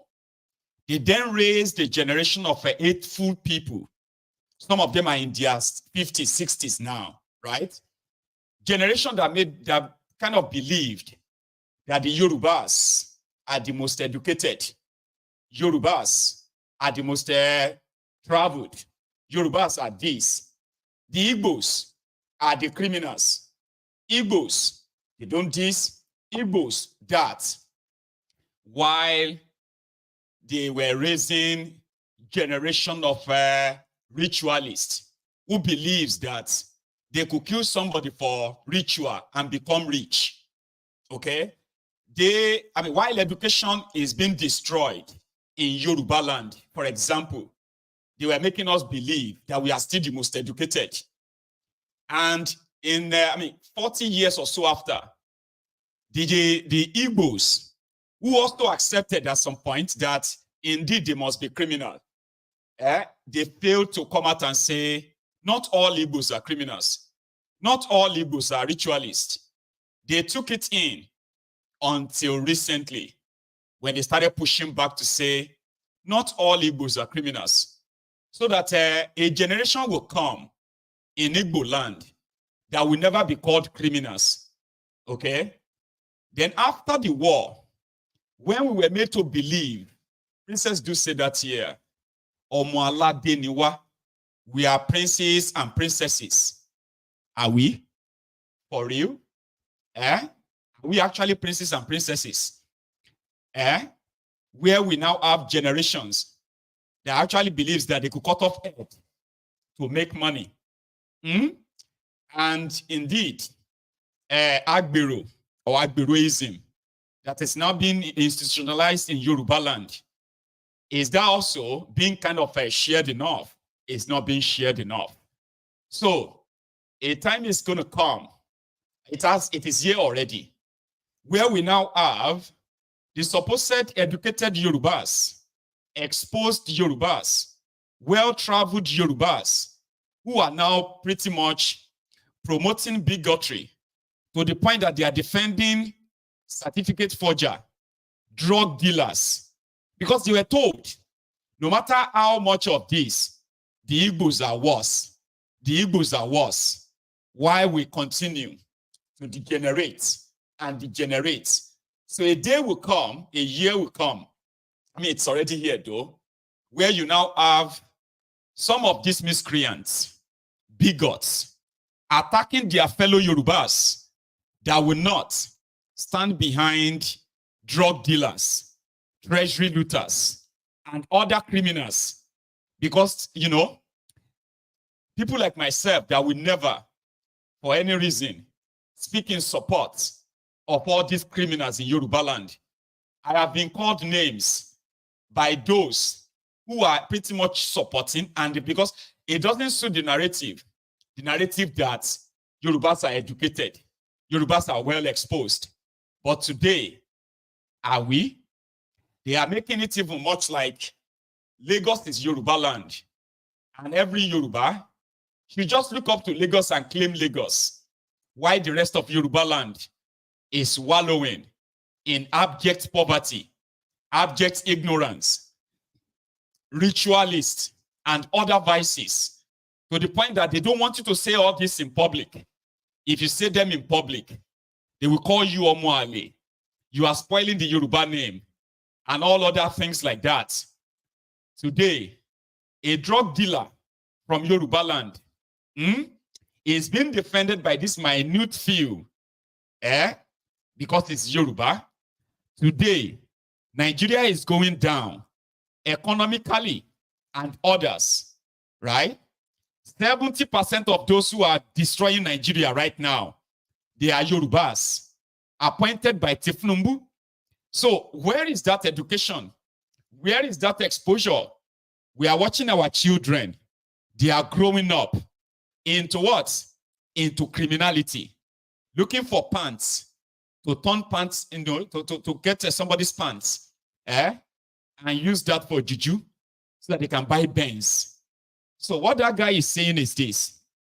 He took the Igbos, the courage of that stigmatization, especially a system that says, if you are Yoruba, or if you are a Northerner, you do not really have to do much. Fair enough. You do not have to do much before you can get a place in Nigeria. I remember saying that no matter how much or whatever I say about Nigeria, which I do all the time, no amount of millions of my videos on social media deriding Nigeria, saying all of the horrible things about Nigeria. If a day I choose to say I want to be president of Nigeria, I will still kind of have the chance of becoming the president of Nigeria because I'm a Yoruba man. No amount of praises that an Igbo man who is doing a legitimate business, legitimate life, and all of that, even praising Nigeria, no amount of, the positivity of these Igbos towards Nigeria will hand them a place in leadership of Nigeria. These are many other deceits that they have put in our head. While we are degenerating slowly and slowly and slowly, in the next few years, if we are not there already, we will be in the place of the Alimajiri North. Now we have Alimajiris in Yoruba land. Usually they stay in Yoruba land. Begging is not our own thing. In fact, if you see any Yoruba that begs, they are considered as men abominable. But now we have them everywhere. The redistribution of wealth in Yoruba land doesn't exist, just like the Rankadede of the North. When Awolowo was educating the Yorubas, he believes then that that is our own master key to greatness, whether to wealth, whether to education, and all of that stuff, right? There were things that should make us Omoluabi. And why were they calling us Omoluabi? Because we have morality, we have good character, and we all value our own names, the names of our fathers, that we were told that as a Yoruba man, do everything you can to protect the name that your father bequeathed to you. Make sure that name doesn't spoil, because if you do let the name of your father get spoiled, you have destroyed the your family lineage, and they will remember your name. And of course, not anymore. People are doing things that it doesn't really matter anymore, okay? Just do whatever you can to be rich, even if you have to kill people for it. So a day is coming that will be in the category of the degenerates and courtesy of dislikes of the Ronukus, who are calling their fellow Yorubas Omo-ole this, Omo-ole that, all because of one man, a drug dealer. That's how much we have degenerated. Now, they have succeeded also in raising generation of hateful people who also hate themselves. And one day, we will then have to deal with not all Yorubas, and it will be too late. So I am happy that I happen to be one of the Yorubas that is speaking up, like millions of others. So if you're a Yoruba person and you are currently being gaslighted to make you think hating other people, other tribes, is how to preserve your Yorubaness, a day is coming that the rest of the world won't see it either way. They will just say the Yorubas, they are ritualists. Oh, Yorubas, they are drug dealers. Yorubas, they are criminals. Yorubas are this and that. And it may be too late for me and you, our children, to debunk all those. So leave sentiment and leave emotion aside. He gave a very good example there too. When the entire Nigeria conspired against the Igbos, you know what they said? The audacity of the Igbos to actually stage or say they want to leave Nigeria and held Nigeria down for 3 years in a bloody genocide against them, and also to make sure that that never happened again. Indeed, that actually helped the Igbos to survive and to arrive at where they are today. Today, they are the most educated in Nigeria. They are also the one holding the economic capital of Nigeria, so to say. Wherever you want to see the commercial and all of that, monetary this and that in Nigeria, the Igbos are at the epicenter of it. These are the people that were given 20 pounds after the Civil War. They were told if they are to gain admission into any unity school in Nigeria, they must score the highest mark, or else they will not be admitted. But others who joined the war against them, they told them, don't worry, once you score this mark, it's okay. Once this one, no, you can score the lowest. And they made this generation of Northerners in particular, that it doesn't matter what they score, whether they go to school or they don't go to school, they are born to rule. See where they are today. So if the Yorubas that continue to brag of Omalade Niwa, we are princes and princesses. And at the end of the day, we are actually becoming slaves. Slaves, criminals. Enough that when you look at, like he said as well, when you look at those who are being arrested with police record, arrested for ritual killings, killing people because of money. This is not like a harvesting organ, cutting off head. Or look, you can't even bury your dead in Yoruba land and say, okay, if person die, they say rest in peace. Our dead are not mostly resting in peace because we have raised a generation that believes that we could actually use human flesh, human head, for money. A lot of our young people are into what? Yahoo. And when you say Yahoo, internet fraudster or internet fraud, we are seeing them here and there. Parents are encouraging their children to go into crime as long as it makes them money. But they are still telling us that, we are not as worse as the Igbos. Now the Igbos are pushing back because the statistics, the data is now running contrary, that we are actually at the epicenter of it. But we still have those who are telling us that I don't believe them, running on the propaganda that the Igbos are this, the Igbos are that.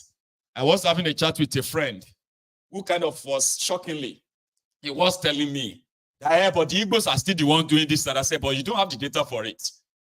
The data proves otherwise. And I was like, which data? Which data? There are many of you who are still watching this broadcast this evening. Maybe you are in your 40s, in your 50s. I know where you're coming from.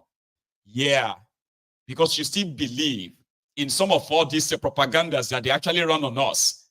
We are making us ignore how degenerated we have become. And go and look at our children today in Yoruba land. And you can tell whatever the future holds for us. You can guess if we actually have any future. So I share that, and I leave us with the rest. So I will continue to point out that, yeah, it's not all Yorubas, and we really, really need to drown it. The bigotry that these guys are promoting in Yoruba land, the hatred they are promoting, they inherited them. It is ideal that all of us do our best to make sure that our children do not inherit all of this propaganda that is mostly detrimental to us. Again, thank you so much. If you indeed take that in and you can digest it, every day there is a report of either somebody raping a child, all because they told him that he should go and rape a child. He should go and rape a child to death and he will become rich. People are killing their pregnant wives. People are actually killing their own children, kidnapping other people's children because they are told that they could kill them and make money.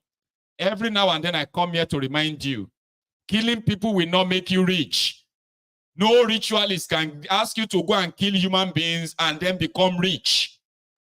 Every day in their police record, pastors, you know, they are encouraging people to go and bring human flesh, human head, human parts for ritual, for money.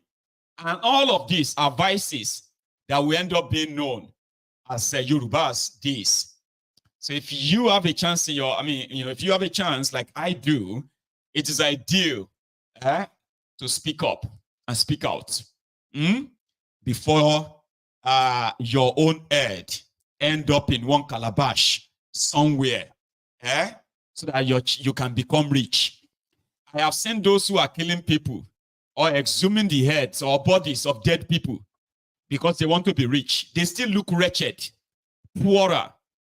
So there will be a time that we'll have to kind of struggle to convince the world that it is not all Yorubas.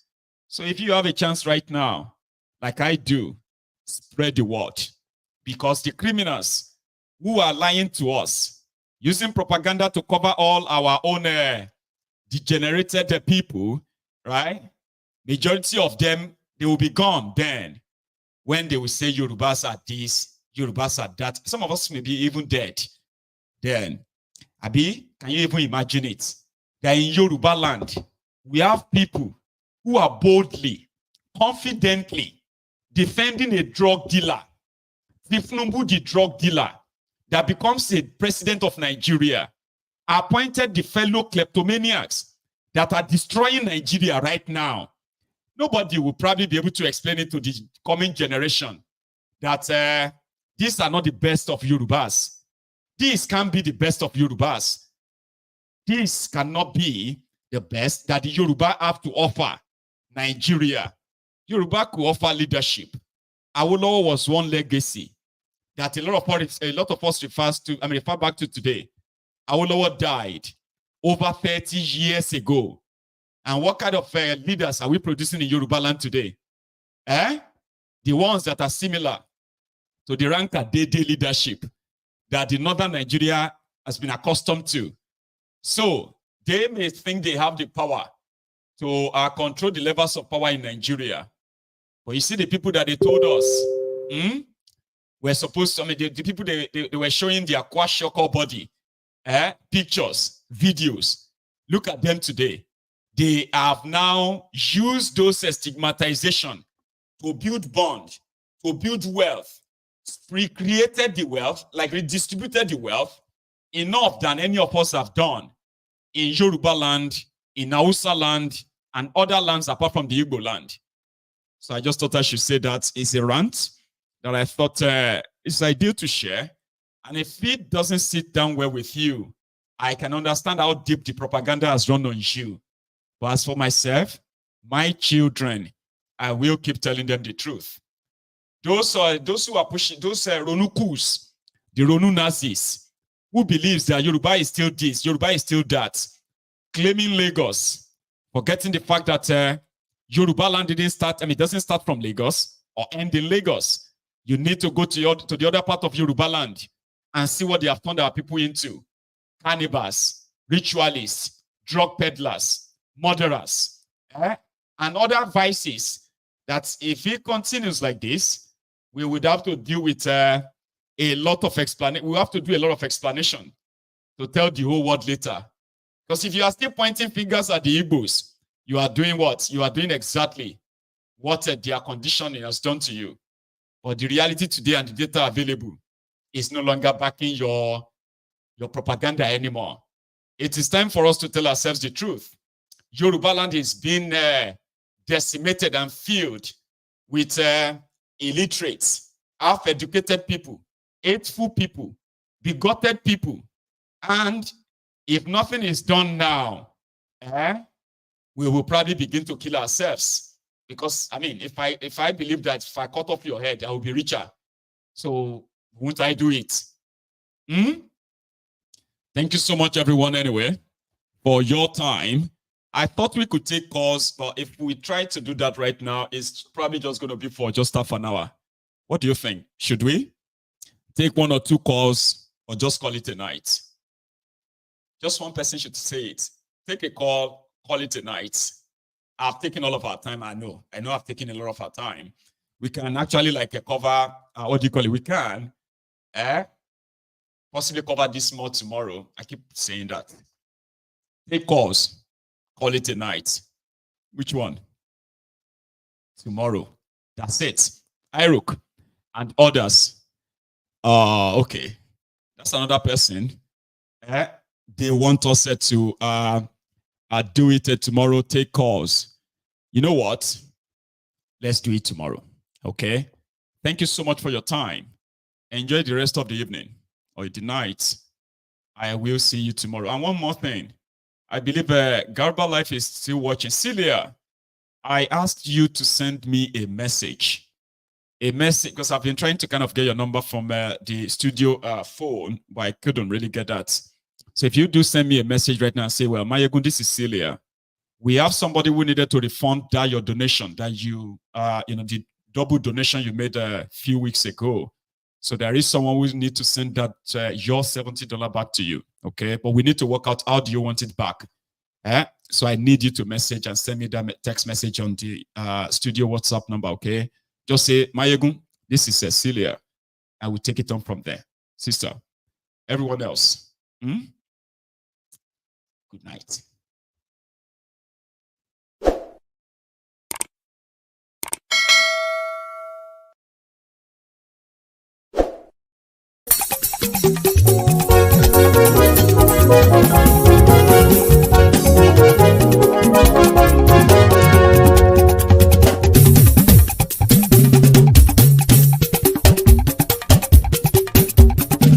Mayegun làwa mọ̀ làmọ̀ tó dòdòdò. Mayegun Diary Nayibi #1. Mayegun làwa mọ̀ làmọ̀ tó dòdòdò. Mayegun Diary Nayibi #1. Mayegun ti dé o ọ̀rẹ́ ara ìlú. Mayegun Diary Nayibi #1. Lórí Facebook, lórí YouTube. Mayegun Diary Nayibi #1. Gbogbo bó ṣe ń lọ ni Mayegun já wa sí. Mayegun Diary Nayibi #1. Àṣírí ọ̀jẹ̀lú kì í bò níbẹ̀ o. Mayegun Diary Nayibi #1.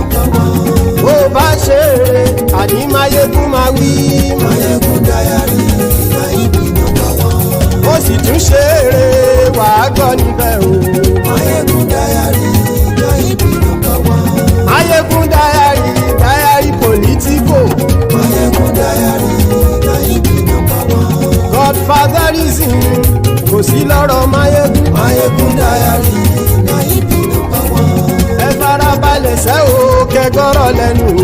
Mayegun Diary Nayibi #1. Àní Mayegun làwa mọ̀ tó dòdòdò. Mayegun Diary Nayibi #1.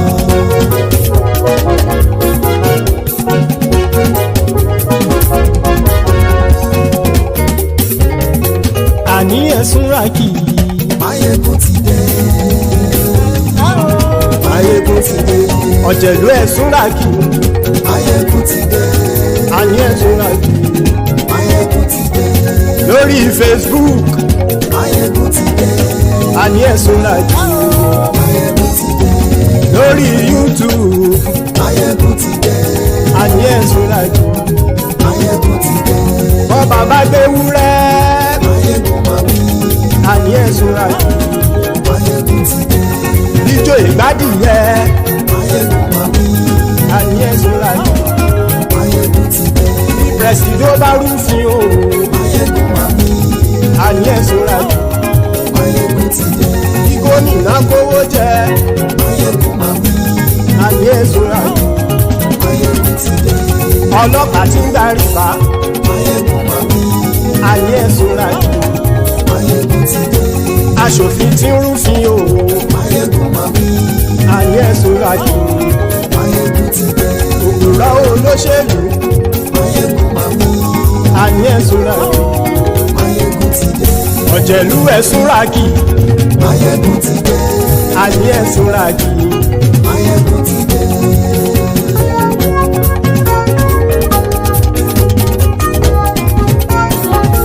Máyégún ti dé. Gbogbo ọ̀jẹ̀lú Ẹ̀súnràkì. Máyégún ti dé. Gbogbo ọ̀jẹ̀lú Ẹ̀súnràkì.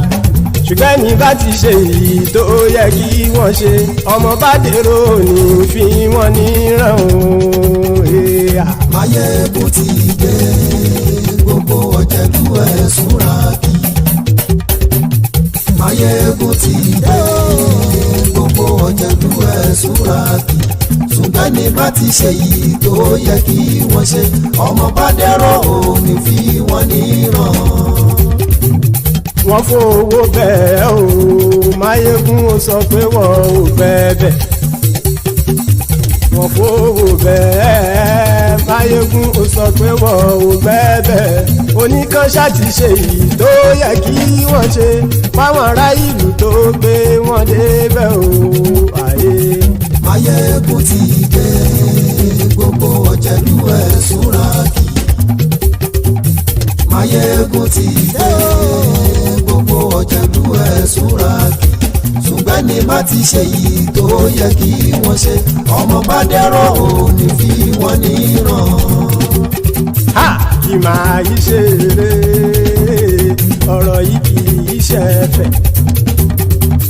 Kì máa yí ṣe eré, ọ̀rọ̀ yìí kì í ṣe ẹ̀fẹ̀. Ẹni bá ti lè lẹ́bọ̀ lẹ́rù o, ọmọ bá dèrò kàṣàyè tú wọn síta. Máyégún ti dé. Gbogbo ọ̀jẹ̀lú Ẹ̀súnràkì. Máyégún ti dé. Gbogbo ọ̀jẹ̀lú Ẹ̀súnràkì.